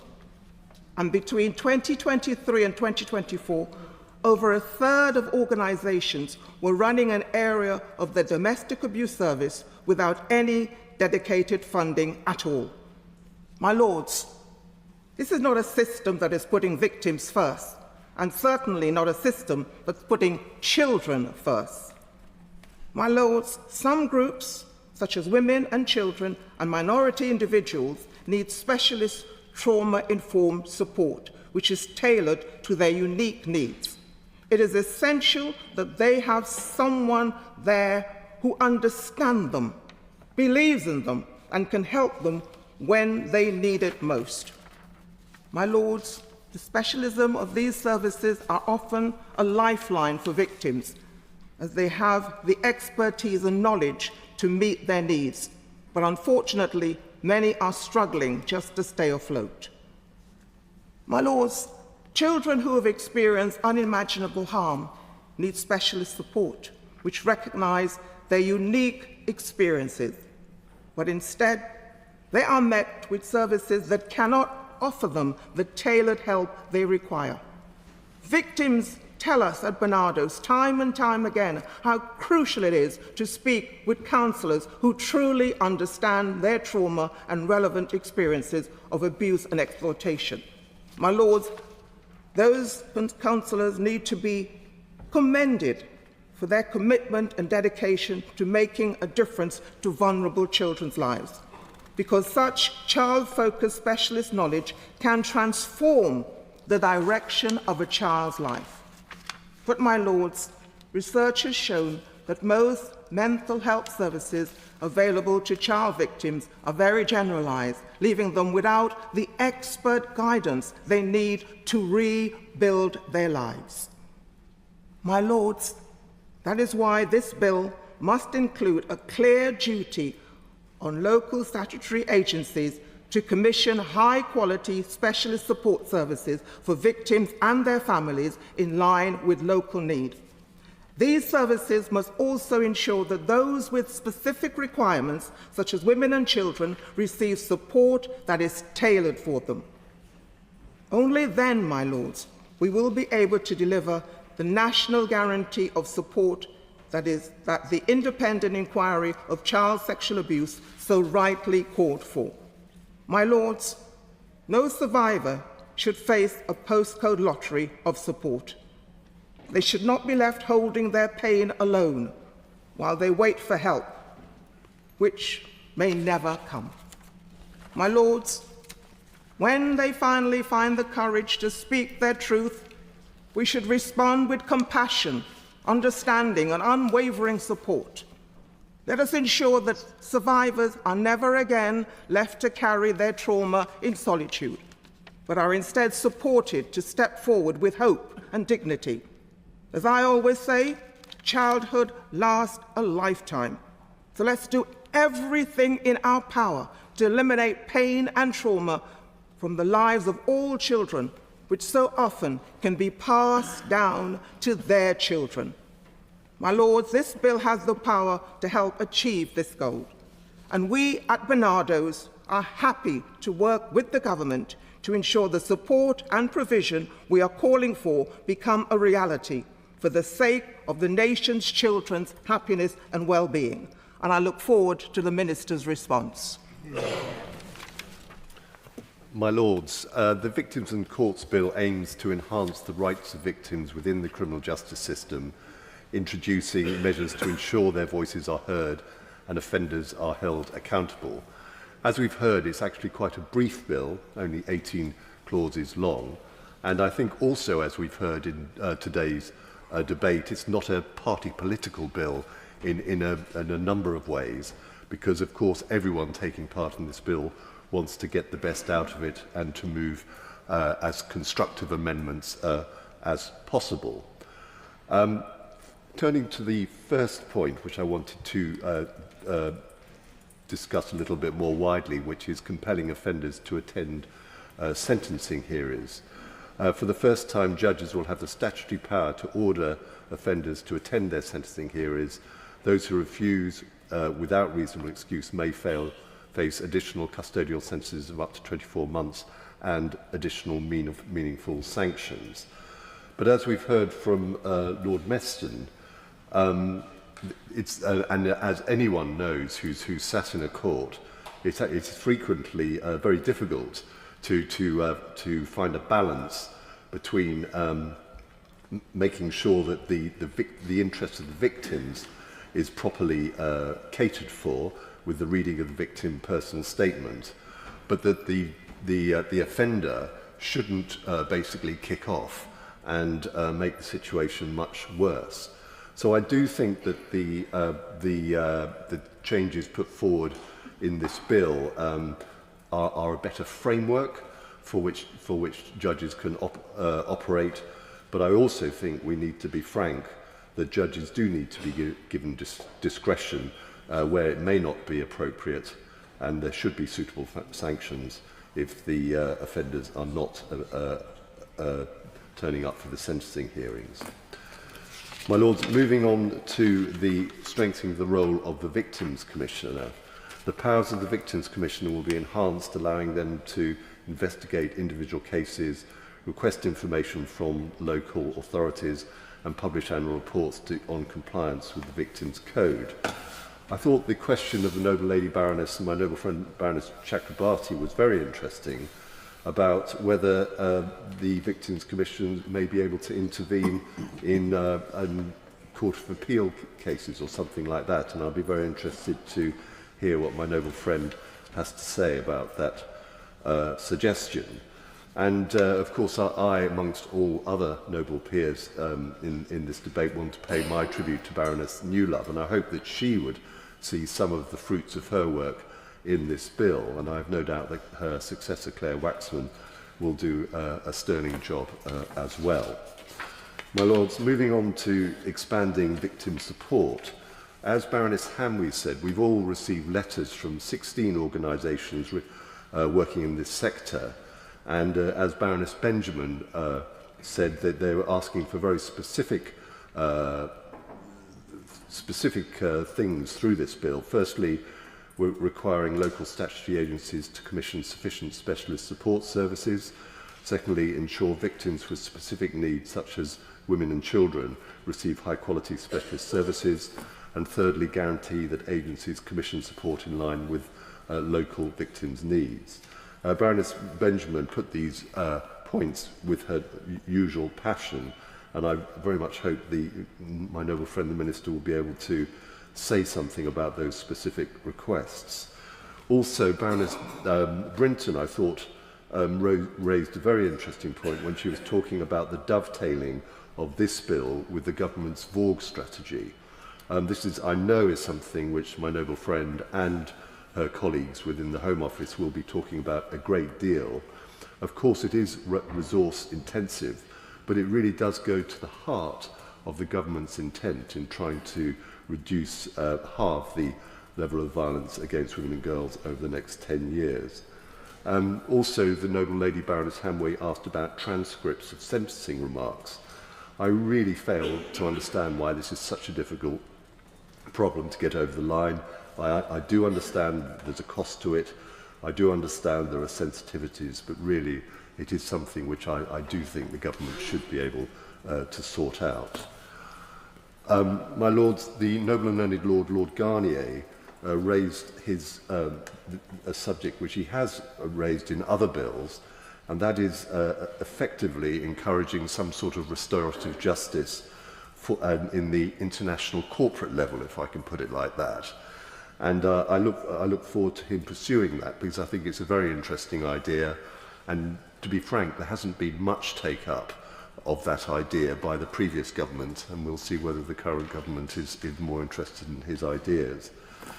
My Lords, I wanted to say something about the issue of addressing parental responsibility. The bill automatically restricts parental responsibility in cases where a child is conceived through rape or where a parent is convicted of serious sexual offences against any child, ensuring that perpetrators do not have a say in critical decisions regarding the child's welfare. And I noted the point which my noble friend said, that about up to 20 offenders may be captured by this change in the law after it goes through.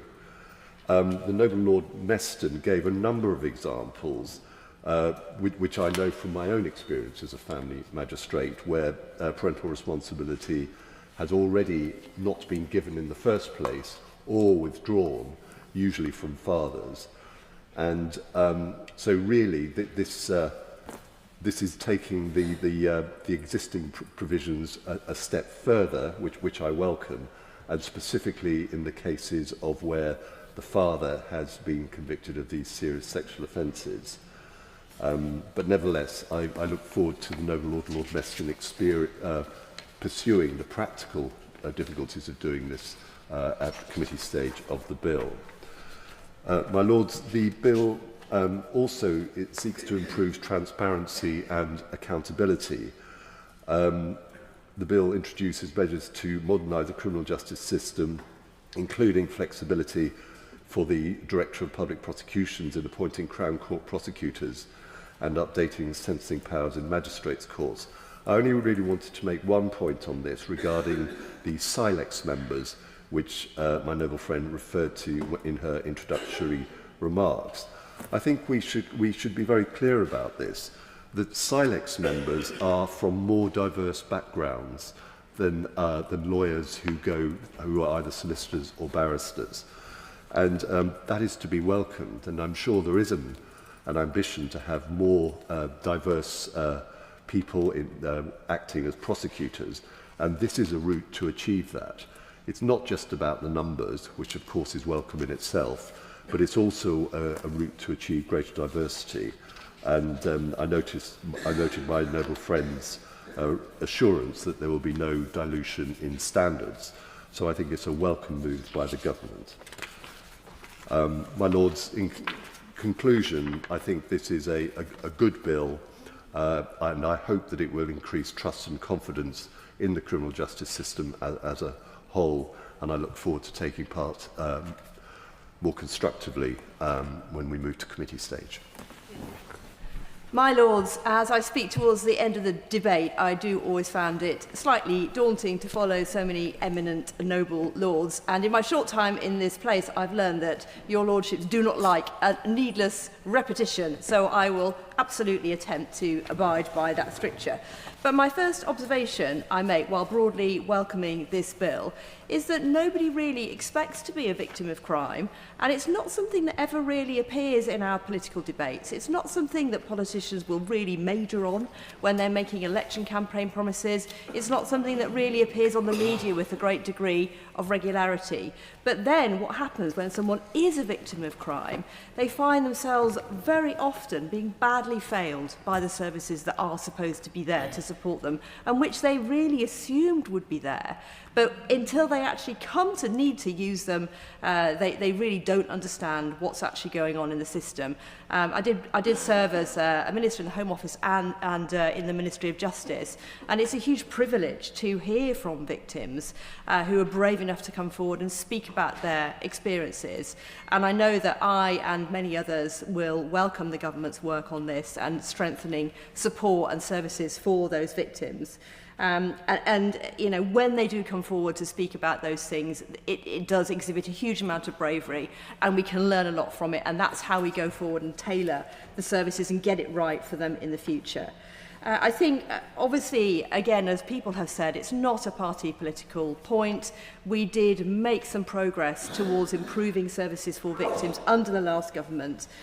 We quadrupled legal aid for victims, we enshrined the Victims Code in law, and we did begin the task of unpicking automatic halfway early release for serious offenders. But there was always more to do. It was the start point, not the end point of a journey.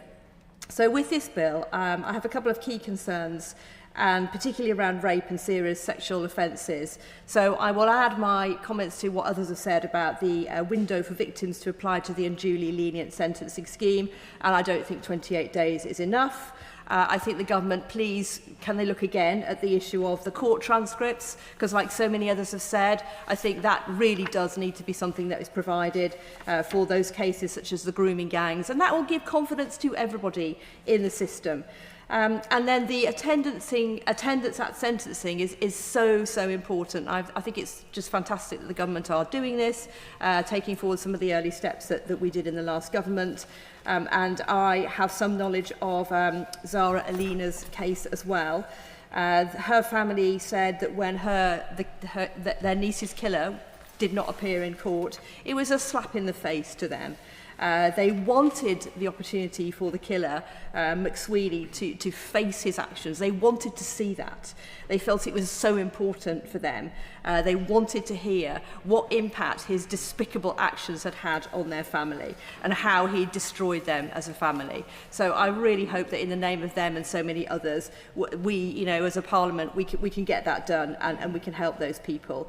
But I think around that, there are some operational difficulties that we will look forward to working with the government on, because I think that if police officers are required to do that, they should be issued with stab vests, they should be issued with tasers. They need to have the right kit so that they can do that. Otherwise, there is a worry about this use of the defence of reasonableness and appropriateness, and we've all seen that sometimes, how people can use that to get away with actually doing what they need to do, which is facing justice in open court.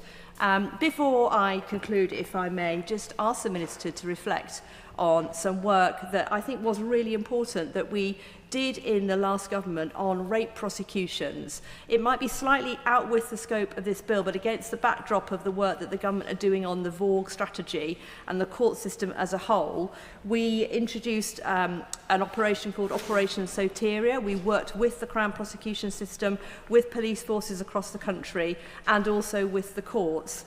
What we were doing there was we were improving the experience of rape victims when they went into court, and we were improving the pace at which those trials moved through the court system. And by the time I left the role, we had St George's City University performing an objective study, and they found that it had objectively improved both the time for those cases to come to court and also the experience of victims. So we're really interested, and I'd be grateful if the Minister, when she comes to sum up, could touch on that or else write to me about how that work is being taken forward and how that fits into the wider plans.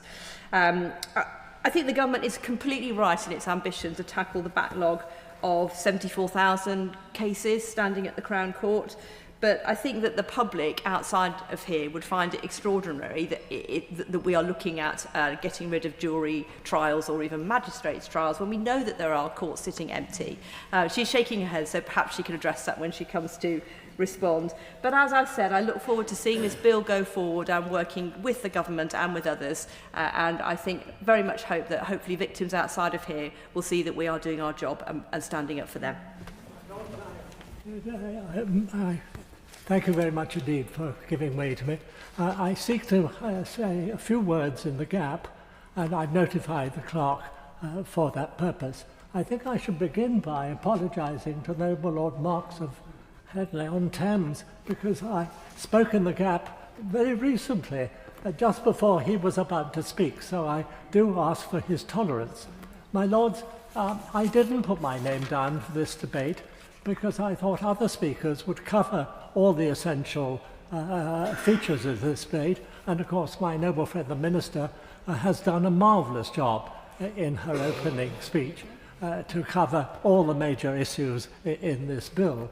And I think I was right about that. I think that, led by my noble friend the Minister, this House has done very well to cover all the major points of the bill. But my attention, my Lords, when I sat listening to this debate, was drawn to Section 3. And under Section 3, the Crown Court is under a duty to make prohibitive steps where serious sexual offence has been committed. And effectively that means to prohibit contact between the offender and the damaged child or indeed the damaged child's family.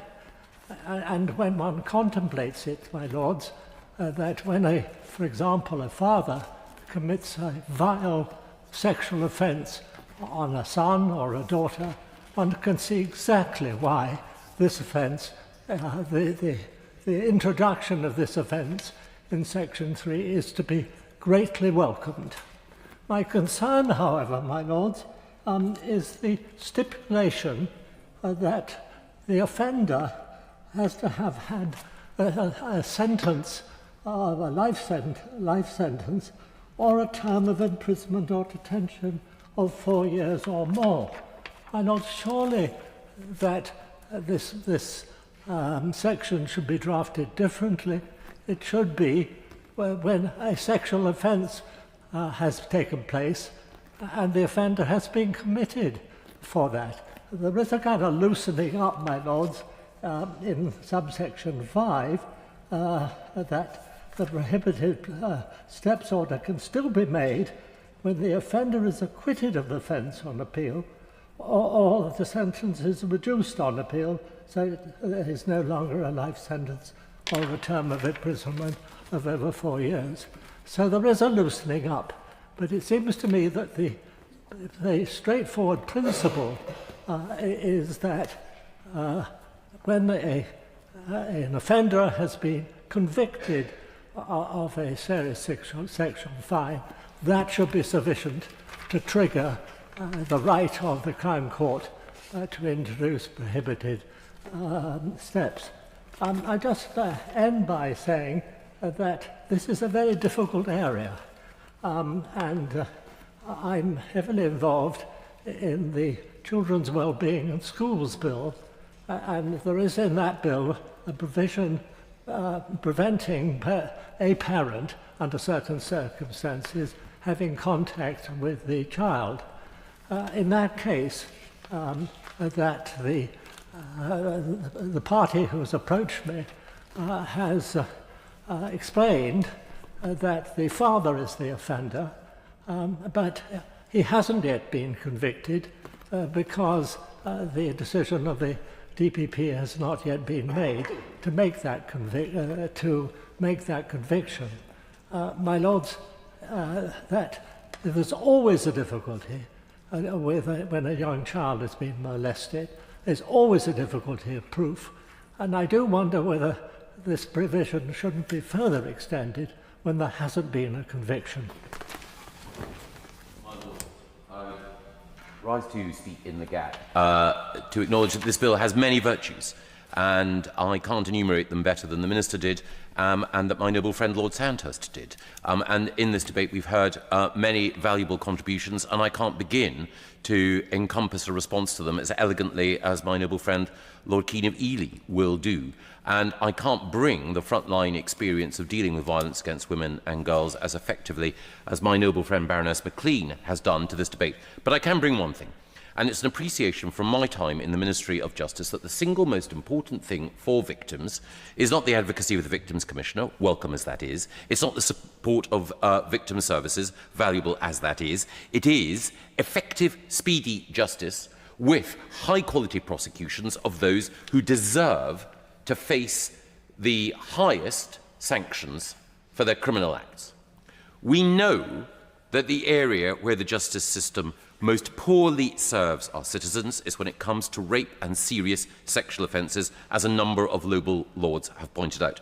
We know in the most recent report by the inspectorate that looks at the work of the Crown Prosecution Service that early contact with victims by the CPS is still tragically far from the level that the CPS would like to see and that victims would like to see. We know also that the CPS faces constraints in the quality of people whom it can employ, and we know above all that the criminal bar, those experts who deal most effectively and most sensitively with these cases, is facing a drought, with a quarter of people at the criminal bar having departed and a further quarter potentially likely to depart. That is why I'm concerned that in this bill, the CPS is given the power to increase the number of those working as prosecutors by potentially diluting the quality threshold and bringing in, as Lord Ponsonby pointed out, those who have other qualifications.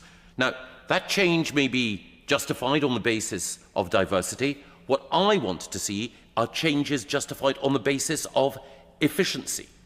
What is the government doing in order to ensure that we can reverse the flight from the criminal bar, that we can continue to make it an area where our very best lawyers see their careers developing?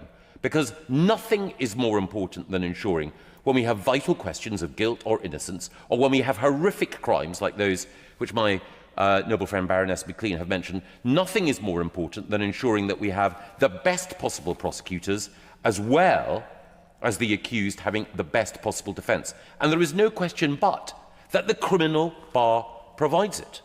Whether or not there are gifted solicitor advocates, whether or not Silex trained individuals have skills, no one is as well equipped as those who are either called to the English and Welsh bar or who are advocates in Scotland.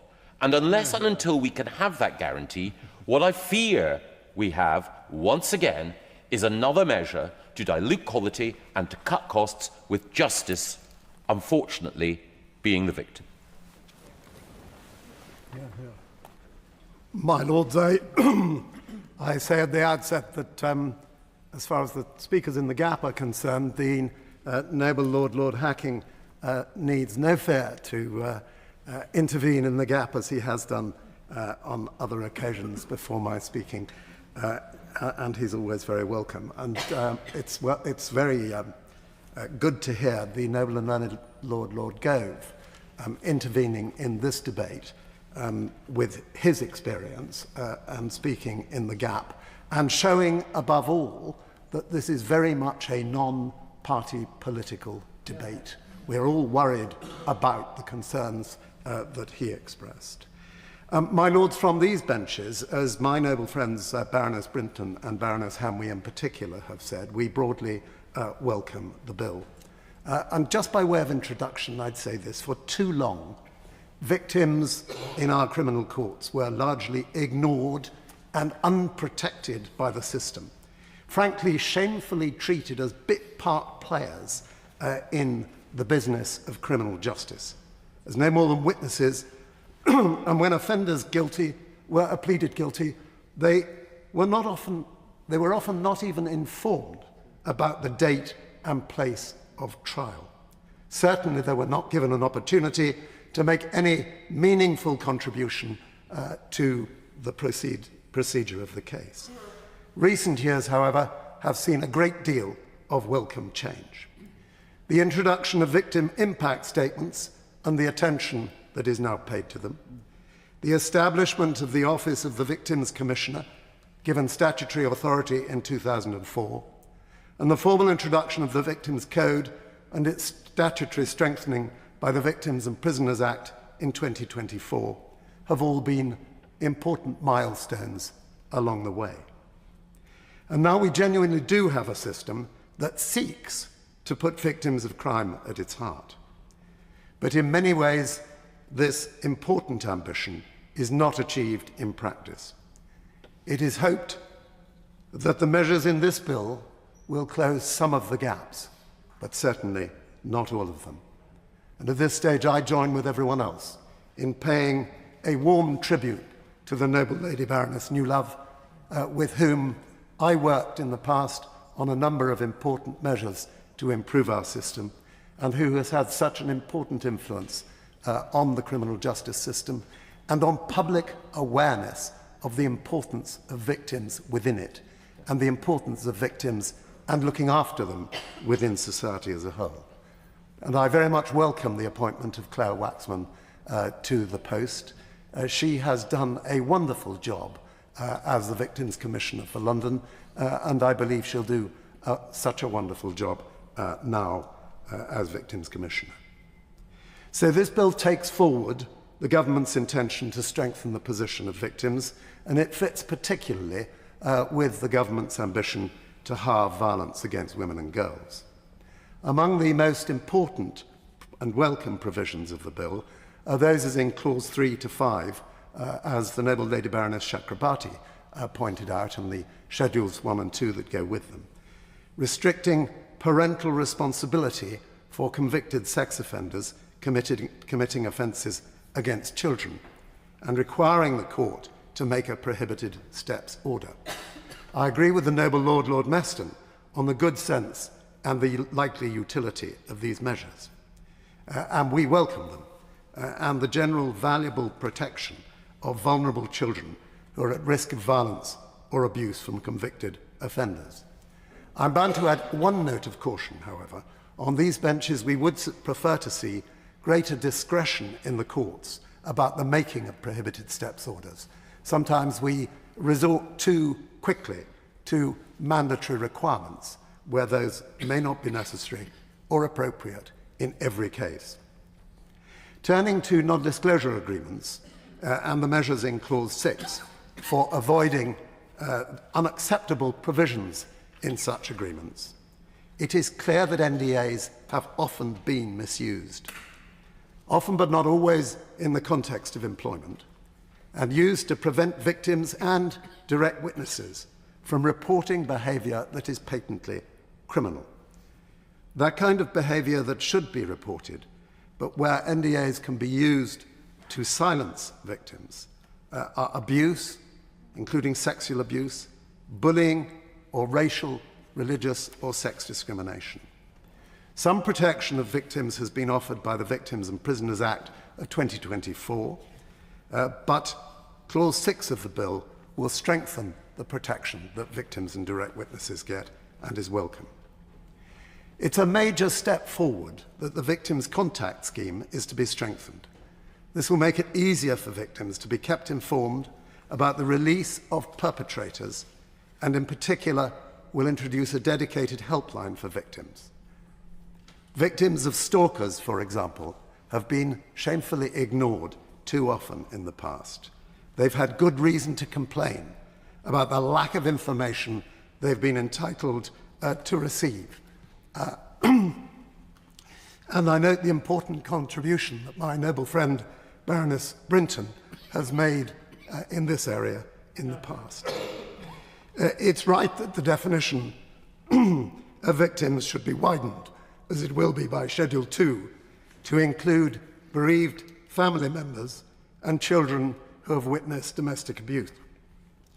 We'd like to see a reporting obligation in respect of the working of the Victim Contact Scheme, to include reports on its accessibility to victims and on its uptake, and we'd like to see proposals for improvement of the scheme made public on a regular basis.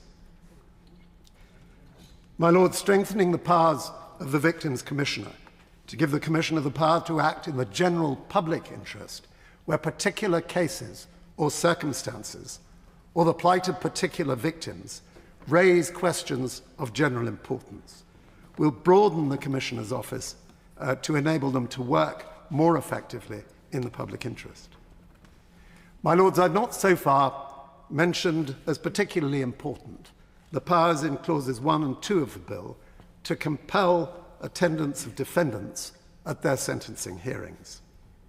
Of course, I agree with the government that defendants should be obliged to attend sentencing hearings, and I recognise the importance to victims of obliging offenders to look them in the eye, as the noble lady Baroness Levitt mentioned in opening. Victim impact needs to be understood by the public and by defendants, as the noble Lord Merston said. So, of course, the court should have the power to order defendants to attend such hearings. And it's right that they should do so, and right that those who fail to do so should be penalised. But is there any real point in including a power, as the bill does, for a prison or custody officer to use reasonable force to compel such attendance? And what force is reasonable for that purpose? We've read press stories of offenders being likely to be bound and gagged to bring them to court. Indeed, these were fuelled and reinforced by amendments the Conservatives introduced in the Commons to sanction such treatment, a concept that may have been supported by the noble Lord Sandhurst today in opening, though I'm not sure he meant to go as far as perhaps he did. I question whether we wish to risk giving offenders the chance of appearing publicly as martyrs and making the criminal justice system into a public spectacle of what could be seen or portrayed as oppression, whether fairly or unfairly. Far better, I suggest, to make the order to treat non-compliance as contempt, as the bill suggests, to allow judicial discretion, as the noble Lord Ponsonby suggested, and to sanction it with reasonable but not excessive extra time in custody or financial penalties as appropriate, just as we would for other contempts of court. Unusually, in this case, I disagree with the noble Lord Merston that extra sentences would not act as a deterrent to defendants thinking of avoiding their sentencing hearings. I suspect I share the doubt of the noble and learned Lord Garnier about the use of force. My Lords, I turn now to a number of amendments to the bill which we would wish to see and which we propose to introduce.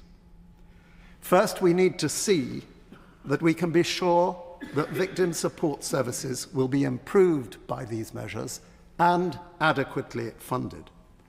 My noble friend Baroness Hamley made some important points on victim support services and the degree to which provision needs to be made, increased, and properly resourced. We would want to see not just national government, but local authorities also required to produce victim support strategies for meeting the needs of victims of offences relating to domestic or family-related abuse, sexual offences, or child criminal exploitation in their areas. My noble friend Baroness Benjamin talked of trauma-informed support for victims, and particularly child victims. We'd want to see reports on support services for victims as they're developed, and especially for child victims. But such reports should also include the carers of victims, carers for victims, whether they be for children or for elderly or disabled victims of crime. We will also introduce an amendment seeking a commitment to make transcripts of sentencing remarks and summings up available to victims. I agree with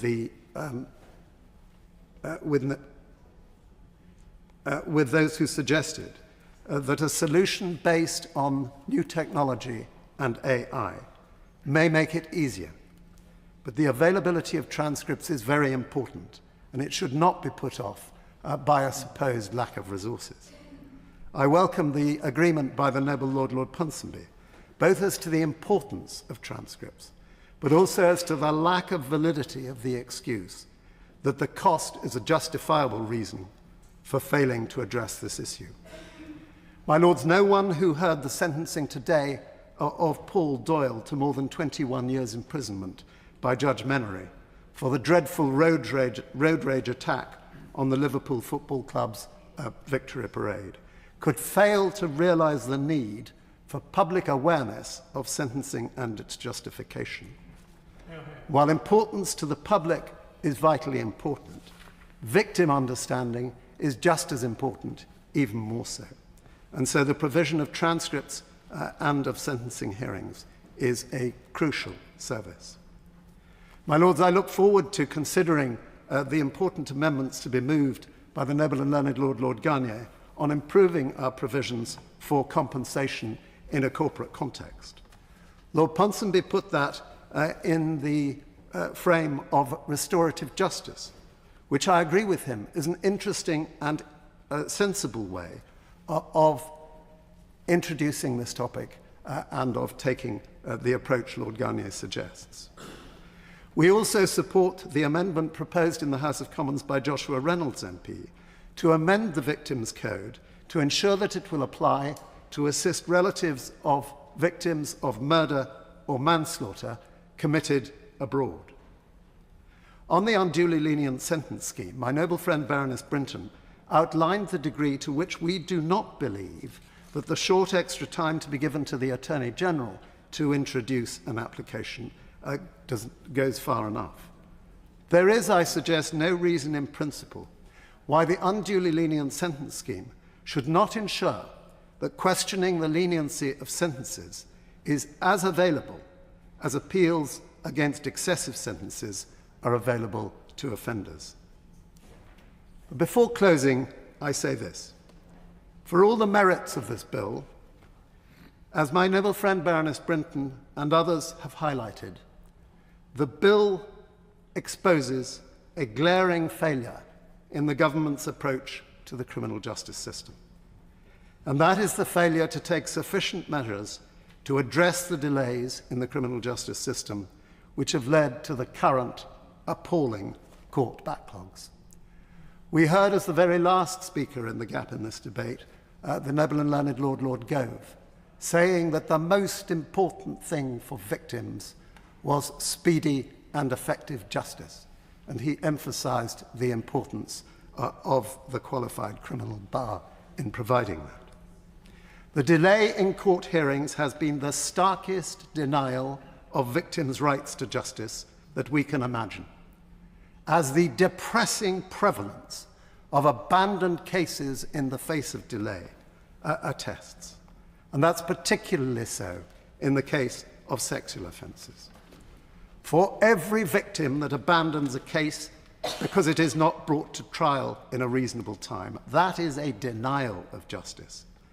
And it is a betrayal by society of that victim who justifiably loses any confidence that the system or the state is on the victim's side. The noble Lady Baroness Maclean of Redditch, in an important speech, I suggest, said that no one expects to be a victim of crime. And she highlighted the lack of political attention that crime therefore attracts. And that also means that she highlighted the lack of resources that is allocated by government to criminal justice as a result. I agree with the noble Lord Bailey of Paddington in what he said about the importance of not just cutting but ending these disastrous delays. I do not accept, along with him, that the only way of cutting delays is by restricting jury trials, which I regard as extremely important. It's a question of resources, it's a question of efficiency, it's a question of being more adventurous in the ways we deal with it. More court sitting days, more hours, better repair and refurbishment of disused or decrepit buildings, ensuring that we don't have courts standing empty, ensuring that we have more barristers, solicitors, judges, all properly remunerated and attracted to continue the work they do in their professional lives. On efficiency, we need to improve prison delivery services and all those wasteful things that cause endless adjournments. Prosecutors need to avoid overcharging when that will make no difference to ultimate disposal or sentence.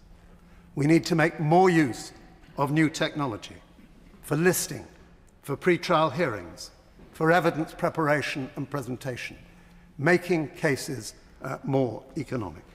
We need to have an overall inventive approach. If we do that, if we cut the delays, then we will be doing more for victims than what we do in this bill. But meanwhile, what we do in this bill is, of course, extremely important, and that is why, generally, we welcome it and we will seek to improve it. My Lords, victims demand effective and speedy justice, and we should deliver effective and speedy legislation. My Lords, we welcome many measures in this bill which build on the previous government's efforts in the Criminal Justice Bill and in the Victims and Prisoners Act of 2024. Clearly, the bill is intended to put victims first when addressing issues of justice and is intended to enhance their voice in the criminal justice process. And it's vital that victims are heard and that the justice system is transparent and accessible to victims. And that includes, in particular, how offenders are sentenced and how victims can access the information given by the court on that issue. So we are grateful for many of the provisions in this bill and for the fact that the government has been open to constructive suggestions during the bill's passage, resulting in new clauses and clarifications that have now been added to the bill. And indeed, we're supportive of the steps taken by the government to strengthen the bill's approach to parental responsibility, so that restrictions apply to offenders who've committed offences against any child rather than just their own. There are, however, certain areas where we believe that there is further scope still for the bill's provisions to be improved, and there are several important points upon which the bill is silent, and in particular, that touches upon the issue of justice delayed being justice denied, a point made by a number of noble lords. There is also the parallel development of legislation going through this House that was touched upon by the noble lady Baroness Hamway, in particular the sentencing bill. And it's important to be clear that while this bill puts victims at the centre of justice, there is concern that the sentencing bill currently passing through this House tends to do the opposite. Under the suspended sentence presumption in the sentencing bill, many offenders who would previously have gone to prison will now remain in the community. And for victims, this often means living alongside the offenders, seeing them in the street, in local shops, in shared public spaces. And this is not an abstract policy choice, but in fact a daily reality for the victims of crime. So can a system that leaves victims to live with the consequences of offending in this way really claim to put victims first? And is there perhaps a tension between the government's victims bill and its proposed sentencing provisions? My Lords, turning to the clauses of the bill itself, we are broadly supportive of Clause 1 with regard to the issue of sentencing. Sentencing is not a purely administrative act. It's a moment of public accountability. For victims, the sentencing hearing is often the first and only opportunity to see an offender confronted with the true consequences of their actions. and their physical presence in court does matter to victims. And indeed, the absence of an offender at sentencing, particularly where it is deliberate, can no doubt exacerbate the victim's trauma arising out of the original offence. With regard to the specific provisions themselves, there is a reference to reasonable force being employed to bring an individual into court. That does raise question marks of onus. Is it going to be for the police officer to prove that only reasonable force was employed? It appears to us it might be more appropriate to approach this on the basis that such force as is necessary will be employed, provided that it is not disproportionate. And that, we consider, would be a safety net for police officers who might very often be accused of using unnecessary force in the situation that they're faced with. There is also, we would suggest, the need to ensure that police and prison officers who are already under significant pressure are provided with the appropriate instruction, the appropriate training, and the appropriate means to carry out this particular task. And that will need to be addressed in due course. Turning to clauses 3, 4 and 5 on the restriction of parental responsibility, as I indicated earlier, we generally support the government's steps in this area. It is, we consider, as the government considers, an important child protection measure.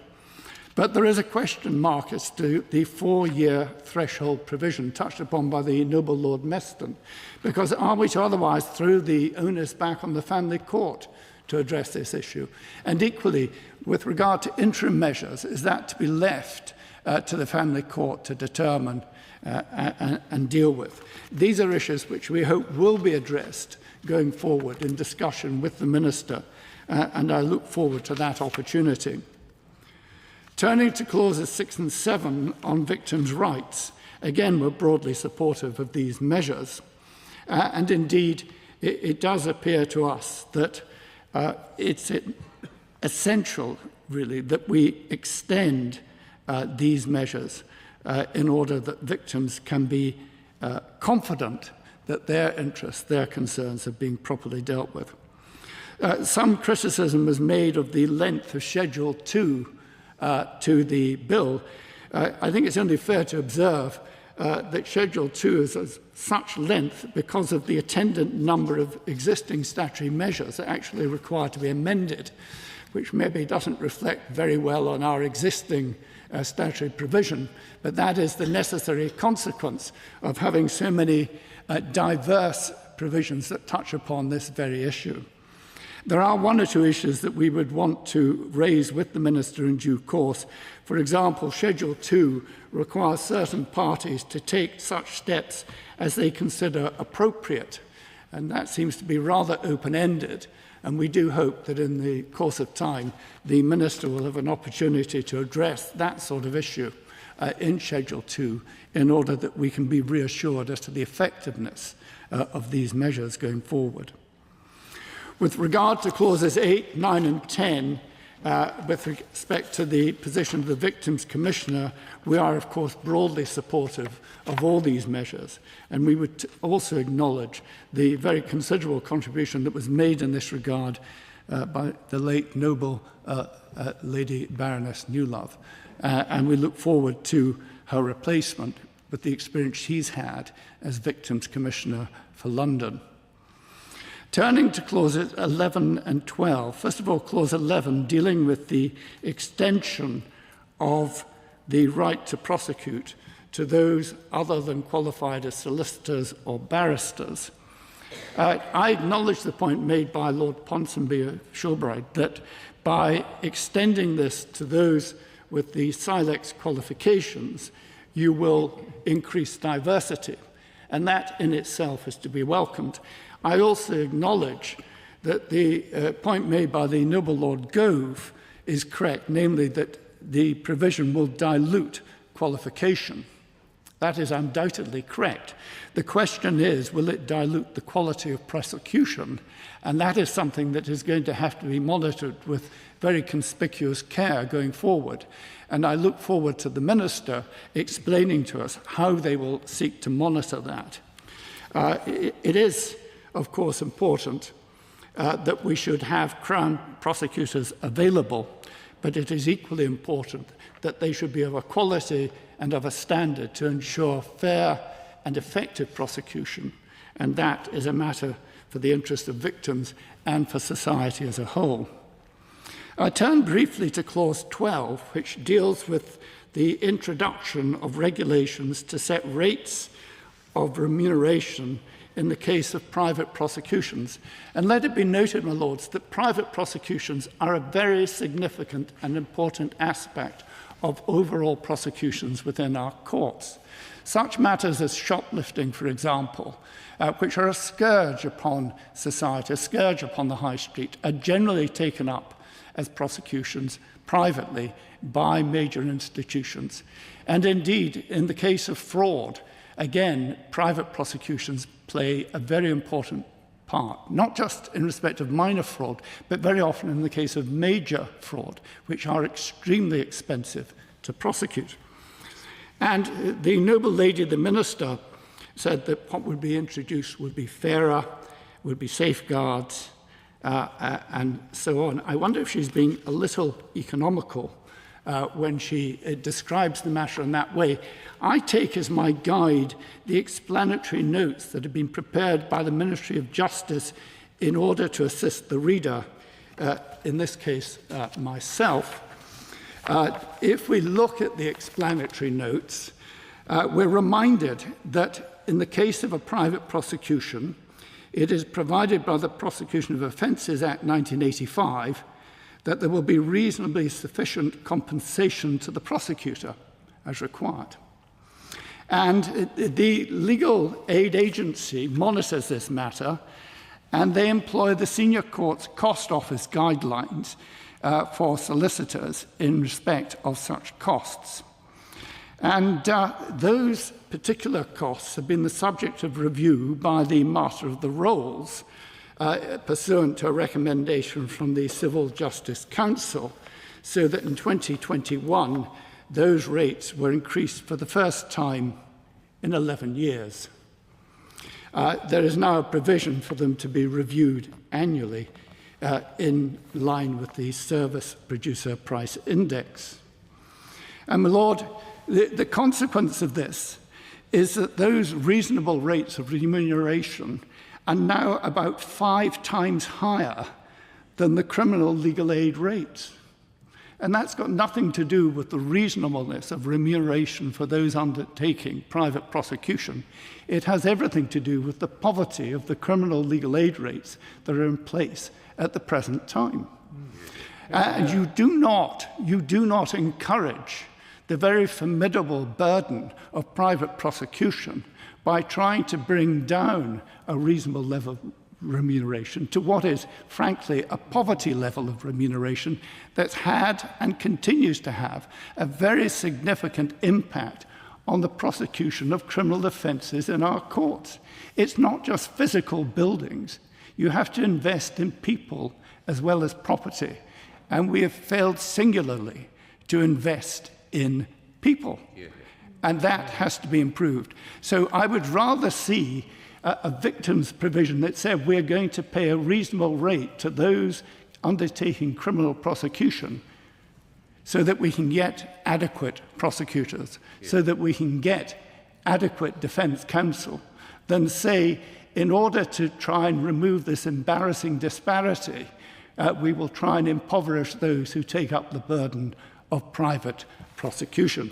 Of course, the noble lady, the Minister, said this will have no chilling effect on private prosecutions. I merely raise the question, where is the impact assessment? Perhaps we'll hear in due course. My Lords, can I move on to clauses 13 and 14, dealing with sentencing reviews? And a number of noble lords have observed that with regard to unduly lenient sentencing, there is a need for transcripts to be available to victims in order that they can understand how a sentence was arrived at, and if necessary, make a request to the law officers that a ULS should be carried out. And in that context, I have no difficulty with the suggestion that the Attorney General should have 14 days from the time of the request in order to deal with that matter. But while I accept that the unduly lenient sentence mechanism is not an appeal mechanism for victims, it is a means by which victims can make a request of the law officers, and they have to be given a reasonable period of time to do that. So I would acknowledge the point made by the noble Lady Baroness Brenton that really, for that to be effective, there has to be a more realistic time limit available. Can I turn briefly to matters which we say should properly be in this bill but are not yet there, although I look forward to their introduction in due course, possibly at the instigation of the noble lady, the Minister herself. First of all, there are no provisions to address the court backlog. And that, let us be clear, is probably the greatest barrier to victims achieving justice, disposal and closure, without any doubt. We know that there are many, many Crown courtrooms which are not sitting on a single day, indicating that there is at least the property capacity to deal with it. But I equally acknowledge that it's not just the need for property, it's the need for personnel, and it would be good to see that fundamental problem addressed in this bill as well. I also noticed that where offers of additional court sitting days have been made by the Lord, I should say the Lady Chief Justice, I apologise, they have not been fully taken up by the government, and it would be helpful to know why not, given the enormous backlog that is faced at the present time. Secondly, there is no real provision for increased transparency, and again we come back to the issue of court transcripts. And it does appear to us that there is at least perhaps a halfway house, because I appreciate that very often the government will come up with the cost implications of transcripts, as well as the time implication. But surely there is scope for a mechanism whereby if victims request a transcript of sentencing remarks, the court should be able to request that transcript as soon as the request is made. It wouldn't be in every case by any means, and it would curtail both costs and delay. The third area, touched upon in the other place, is data on who actually commits crimes. The bill contains no provision that mandates the collection and publication of data on offenders' visa status, asylum status, or related immigration information. And that is important from the point of view of public perception and victims' perception. To what extent is crime going to be committed by those who've come into this country unlawfully, for example? And you've got to satisfy public concern about that issue, and the appropriate way to do that is by collecting the appropriate data. There's then the question of the need to recoup outstanding fines. At the present time, I understand there's something in the region of £1 billion in outstanding fines. And recovering that could only help the Ministry of Justice in its improvement of court services and improvement of legal aid rates, surely. But the scale of unpaid fines is truly astounding. Those are not my words. I quote the London Victims Commissioner. And surely some further steps need to be taken in that regard. And that question of fines then comes to the issue of overseas corruption, a point raised by the noble and learned Lord Garnier. And I listened with interest to the point he made and has previously made about the need to ensure compensation for the countries that are the victims of corruption. And I look forward to considering the amendments which he has made it clear he intends to bring forward in that regard. Finally, the noble Lady Baroness Chakrabarty mentioned the possible concern that the issue of jury trials would be dropped into the Grand Committee as amendments. My understanding is that as a matter of precedent, that never ever happens.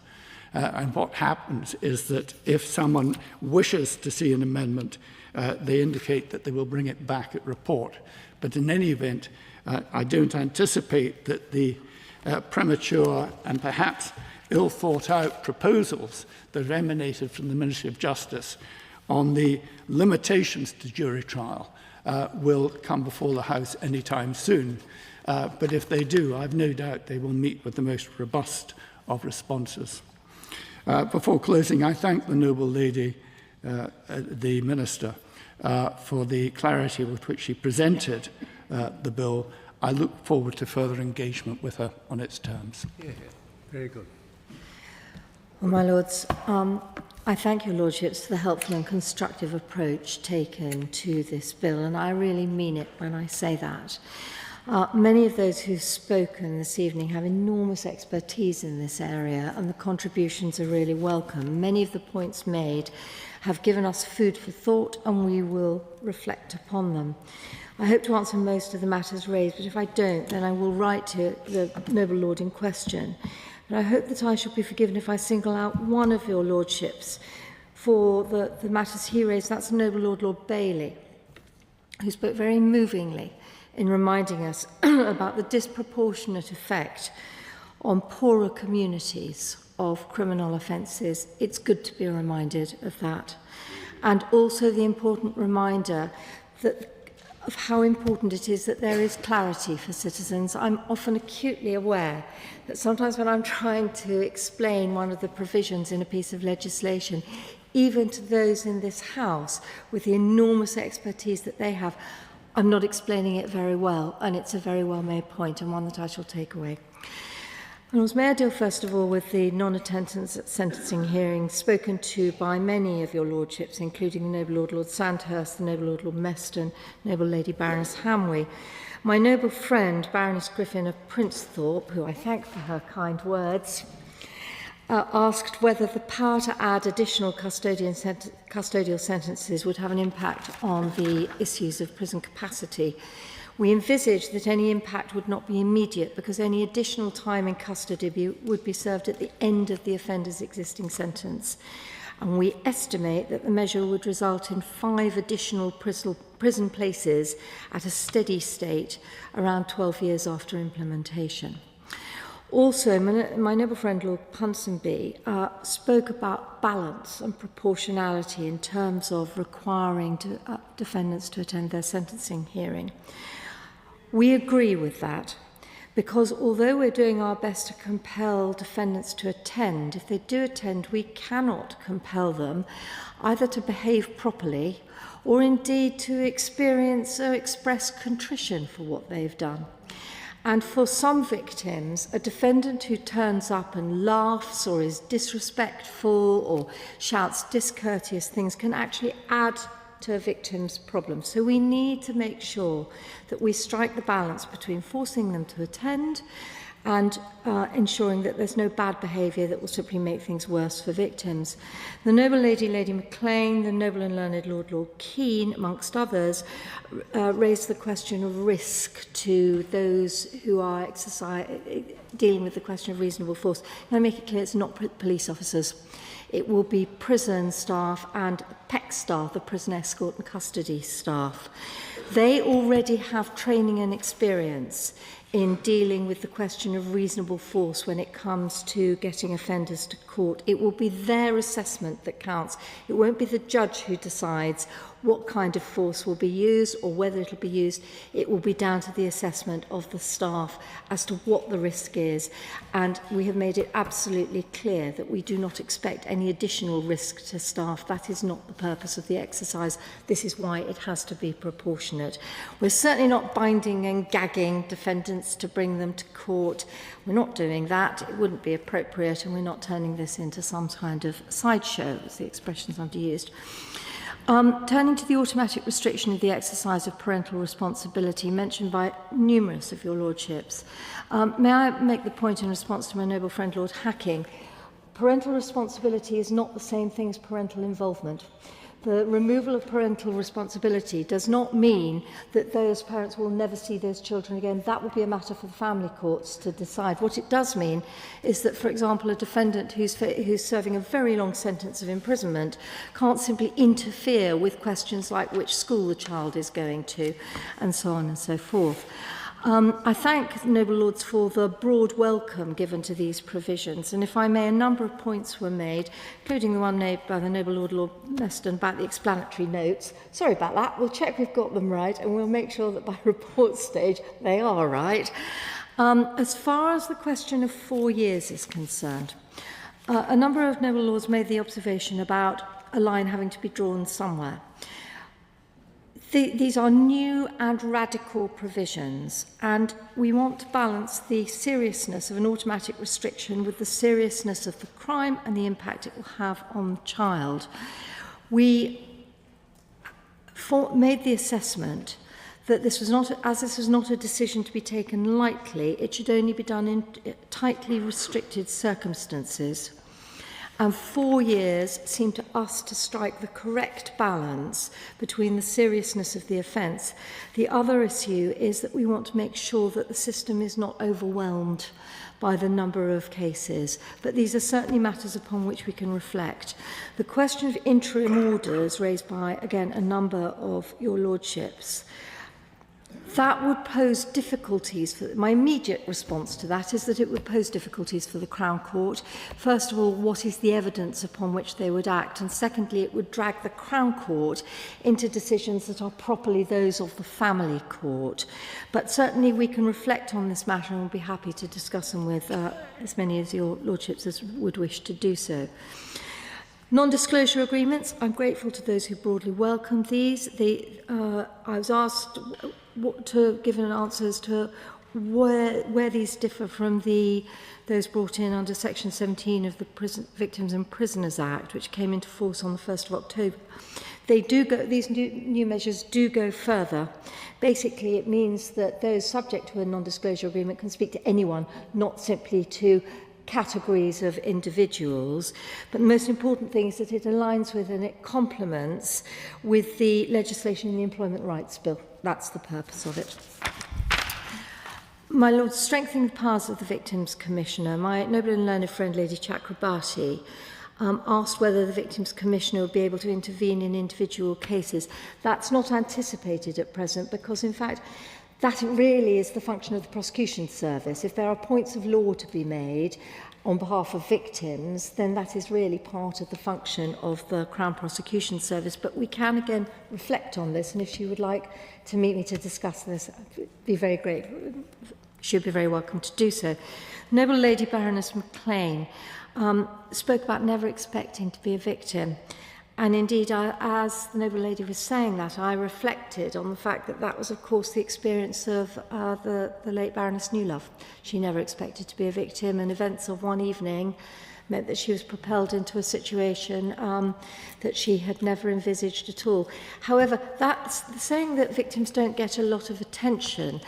There are a number of bills going through both houses of Parliament and which all deal with the question of law and order. So certainly I would suggest that this government is giving a lot of attention to the question of victims. And I agree with the Noble Lord Marks' point about how victims simply used to be seen as a special category of witness. In fact, he and I are both probably old enough to remember a time when prosecuting advocates weren't even allowed to go and introduce themselves to the victim of crime, far less explain anything about what was going on. I'm happy to say that that is not the situation any longer, and successive governments, and I pay tribute to all those involved, have sought to put this right. And I pay tribute to the party opposite for the part they've played in ensuring that victims also have been brought more centrally into the system.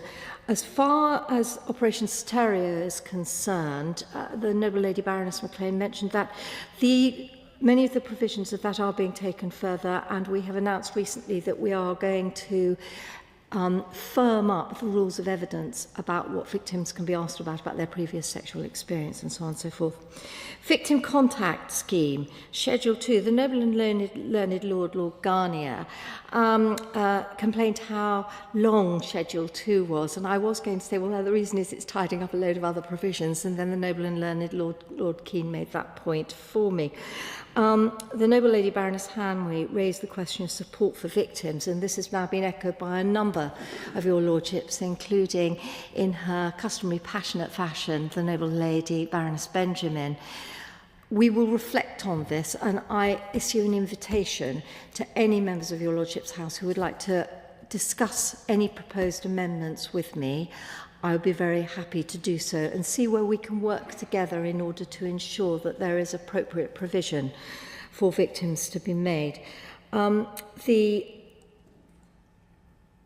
question of Crown prosecutors.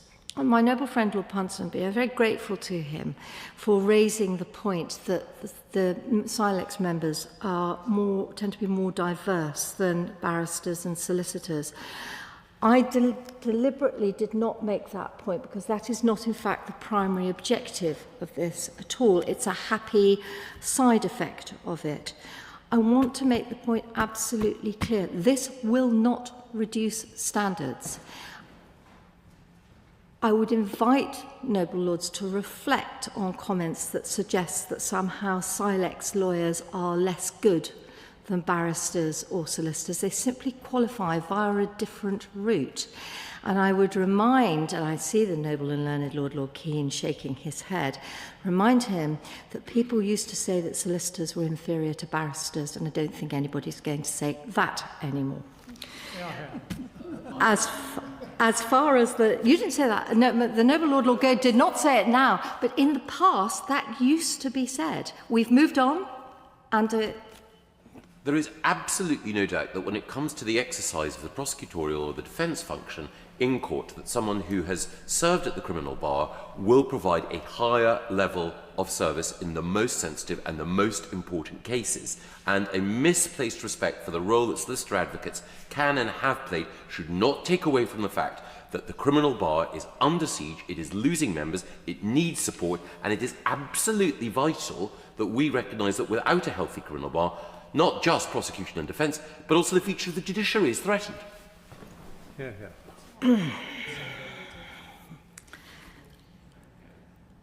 I have tried very hard to keep this non-partisan. But I have to say very gently to the noble lord that it is a little bit rich to hear from a member of the party opposite about what has happened to the criminal bar when pretty much everybody, and that includes me, who was working there at the time, knows that it was the considerable cuts made to legal aid under the last administration that has put the criminal bar into the parlous state it is now in. But I say no more about that contentious subject, because this is not an opportunity for us to fall out, and the noble and learned lord and I can debate in due course the various respective merits of barristers, solicitors and Silex lawyers. Private prosecutions, my noble and learned friend Baroness Chakrabarti I agree with her about the importance of private prosecutions, and I entirely understand her concerns, and I hope she is aware that the government intends to look at some of the issues, for example, that surround disclosure in private prosecutions. We all know the cases to which I'm referring. She says, reservations about corporate private prosecutions. Again, I was about to say something, and then the noble and learned Lord Keane rather made the point for me that there are some very important commercial organisations that have brought private prosecutions in relation to quite big frauds, sometimes very big frauds indeed. Economic crime is one of the scourges of our society. The investigation and prosecution of those economic crimes consumes a huge amount of public resource, and certainly the government is of the view that there is a place for the private prosecution to help to ensure that economic crime is prosecuted successfully. The noble and learned Lord Keane drew my attention to the explanatory notes again. as did the Noble Lord Meston. If we've got them wrong, we'll correct them by report stage. Well, I wasn't suggesting for a moment that the explanatory notes are wrong. They just happen to contradict the noble lady, the Minister. Well, I would, of course, always say that I'm right, wouldn't I? And in that sense, they're wrong. But the noble lord made the point about needing to invest in people. Another gentle reminder about who it was who was in power for the past 14 years. Turning to the question of the unduly lenient scheme, I entirely agree with noble lords that there is no point in having a right that nobody knows they've got. And we plainly aren't getting this right in terms of information. It needs to be more broadly known about. The question of whether 28 days is the appropriate period is one upon which the government is giving is one to which the government is giving urgent consideration. The noble Lord Mark said it should be made the same as for defendants. It is. They have 28 days. That's where the period came from. So there's parity between the two. But that doesn't necessarily mean it must remain. Knows the period for appeal is extendable in certain circumstances, and that's quite an important provision. It's very rare to appeal out of time. You've pretty much had it, as long as you have to have a really good reason to do so. So now I turn to the... Oh, sorry.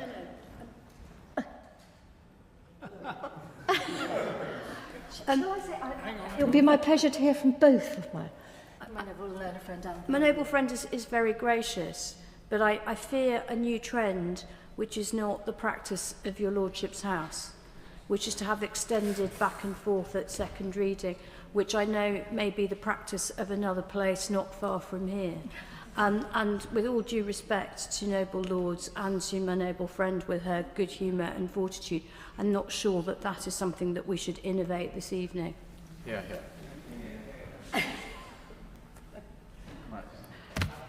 Support the noble lady, the Minister. One of the differences, I think, between the appeal by a defendant in a criminal matter and the unduly lenient sentencing system is that anybody can write to the law officers to complain that a sentence is unduly lenient. Many of the people that she and I may have dealt with in the past wrote in having read an article in a newspaper saying that this particular defendant had been given what they thought was a lenient sentence, and they wrote in. Nobody does that to appeal a criminal sentence as a defendant. I'm grateful to the noble and learned lord. Now, turning to what isn't in the bill, and I will, of course, recall that the Crime and Policing Bill, with which the Ministry of Justice has owned some of the clauses in relation to that, has been extensively criticised for being too long. I think this bill is now being criticised for being too short. So there's a slight sense of not being able to quite to being criticised whichever way we do it. But may I deal with very shortly some of the matters that were raised in relation to this. Noble Lady Baroness Brinton asked, do we intend to bring in the sections in the Victims and Prisoners Bill dealing with the definition and so on and so forth? I hope that I may write to her in relation to that, because some parts have been implemented, some are planned to be implemented. I don't want to give her an answer that might turn out not to be entirely accurate. As far as the question of homicide abroad is concerned, again raised by the noble Lady Baroness Brinton, we are conscious of this being an issue.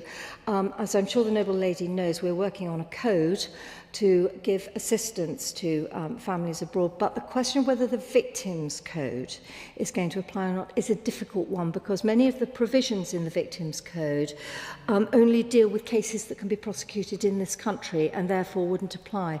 But again, a matter that we are considering, reflecting upon, and we'll be very happy to engage with her and other noble lords in relation to that. Noble and learned Lord Garnier raised the question of compensation for economic crimes abroad, such as corruption. I entirely agree with him about the importance of not forgetting about the effect of these cases on other countries. I think in the circumstances it's best for me to suggest that he and I meet to discuss it, because it is an important matter and one upon which I would like to give some serious thought. Transcripts raised by many of your lordships, Noble Lady Baroness Hamway, Noble Lord Marks. Transparency is really important to the government. That's one of the reasons that we're now going to make the Magistrates' Court a court of records, so there will be recordings of all proceedings in order to shine that light on to what is happening. And part of that, if you're recording something, obviously your intention is that at some point it may need to be turned into a transcript. I'm old enough to remember the days of the shorthand writer in court. They used to be, the transcript used to be phenomenally expensive because you had somebody sitting there typing it out and then it had to be ordered and checked and so on and so forth. We are really hopeful that artificial intelligence is going to help by being able to bring down the costs of these and so that they can be transcribed. We're all familiar with dictating to our computers these days. The cost may then be in checking rather than actually transcribing. But for the meantime, as far as the victims of rape and serious sexual offences are concerned, the transcripts of those sentencing remarks are free to victims in those cases. We conducted a pilot, and following that, those transcripts will be available free of charge to victims. The Noble Lord Sandhurst raised the question of victim personal statements and said that there are anxieties about censorship. This is a really tricky one because, as the Noble Lord will know, sometimes I think with victims there's a misunderstanding about the purpose of a victim personal statement, and they don't quite understand why they can't include a number of things in it. But again, it is something that is important to us. No victim should feel that their words have been censored. They should be able to say what they want to say. We're going to think about that one. And then I turn finally to the question of backlog and delay. The Noble Lady Baroness Brinton and my noble and learned friend Baroness Chakrabarti raised the question of a rumour about what was going to happen to the proposals contained in the review conducted by Sir Brian Levison. I think it could be seen that it was the first time I'd heard of that rumour from the expression on my face when I heard about it. Our intention is that proper consideration is given to these really important matters about how we deal with the question of the backlog and the delay. Speaking for myself, I want to persuade people and take them with us where we can do so. So these matters are ones that are to be discussed, where I hope that people will listen to each other. Nobody thinks that the status quo is acceptable. The question is how we deal with it. The government is currently proposing a package of measures, of which, as Noble Lords know, one aspect is the suggestion of slightly moving the line, as other governments have done in the past. But I do hope that Noble Lords will forgive me if I don't engage in this and debate it today. There will be, I'm absolutely confident, other opportunities on which to do so. My Lords, this bill will help strengthen our justice system. It used to be, as the Noble Lord Marks said, that victims were treated as mere witnesses, very little by way of rights. That's no longer the case. This bill continues the journey of putting them where they should be, at the heart of the justice system. I beg to move. The question is that this bill be now read a second time. As many as are of that opinion will say content. Contrary not content, the contents have it. I beg to move the commitment motion standing in my name on the order paper. This motion be agreed to. As many as are of that opinion will say content. Contrary not content, the contents have it. My Lords, I beg to move that the House do now adjourn. The House do now adjourn.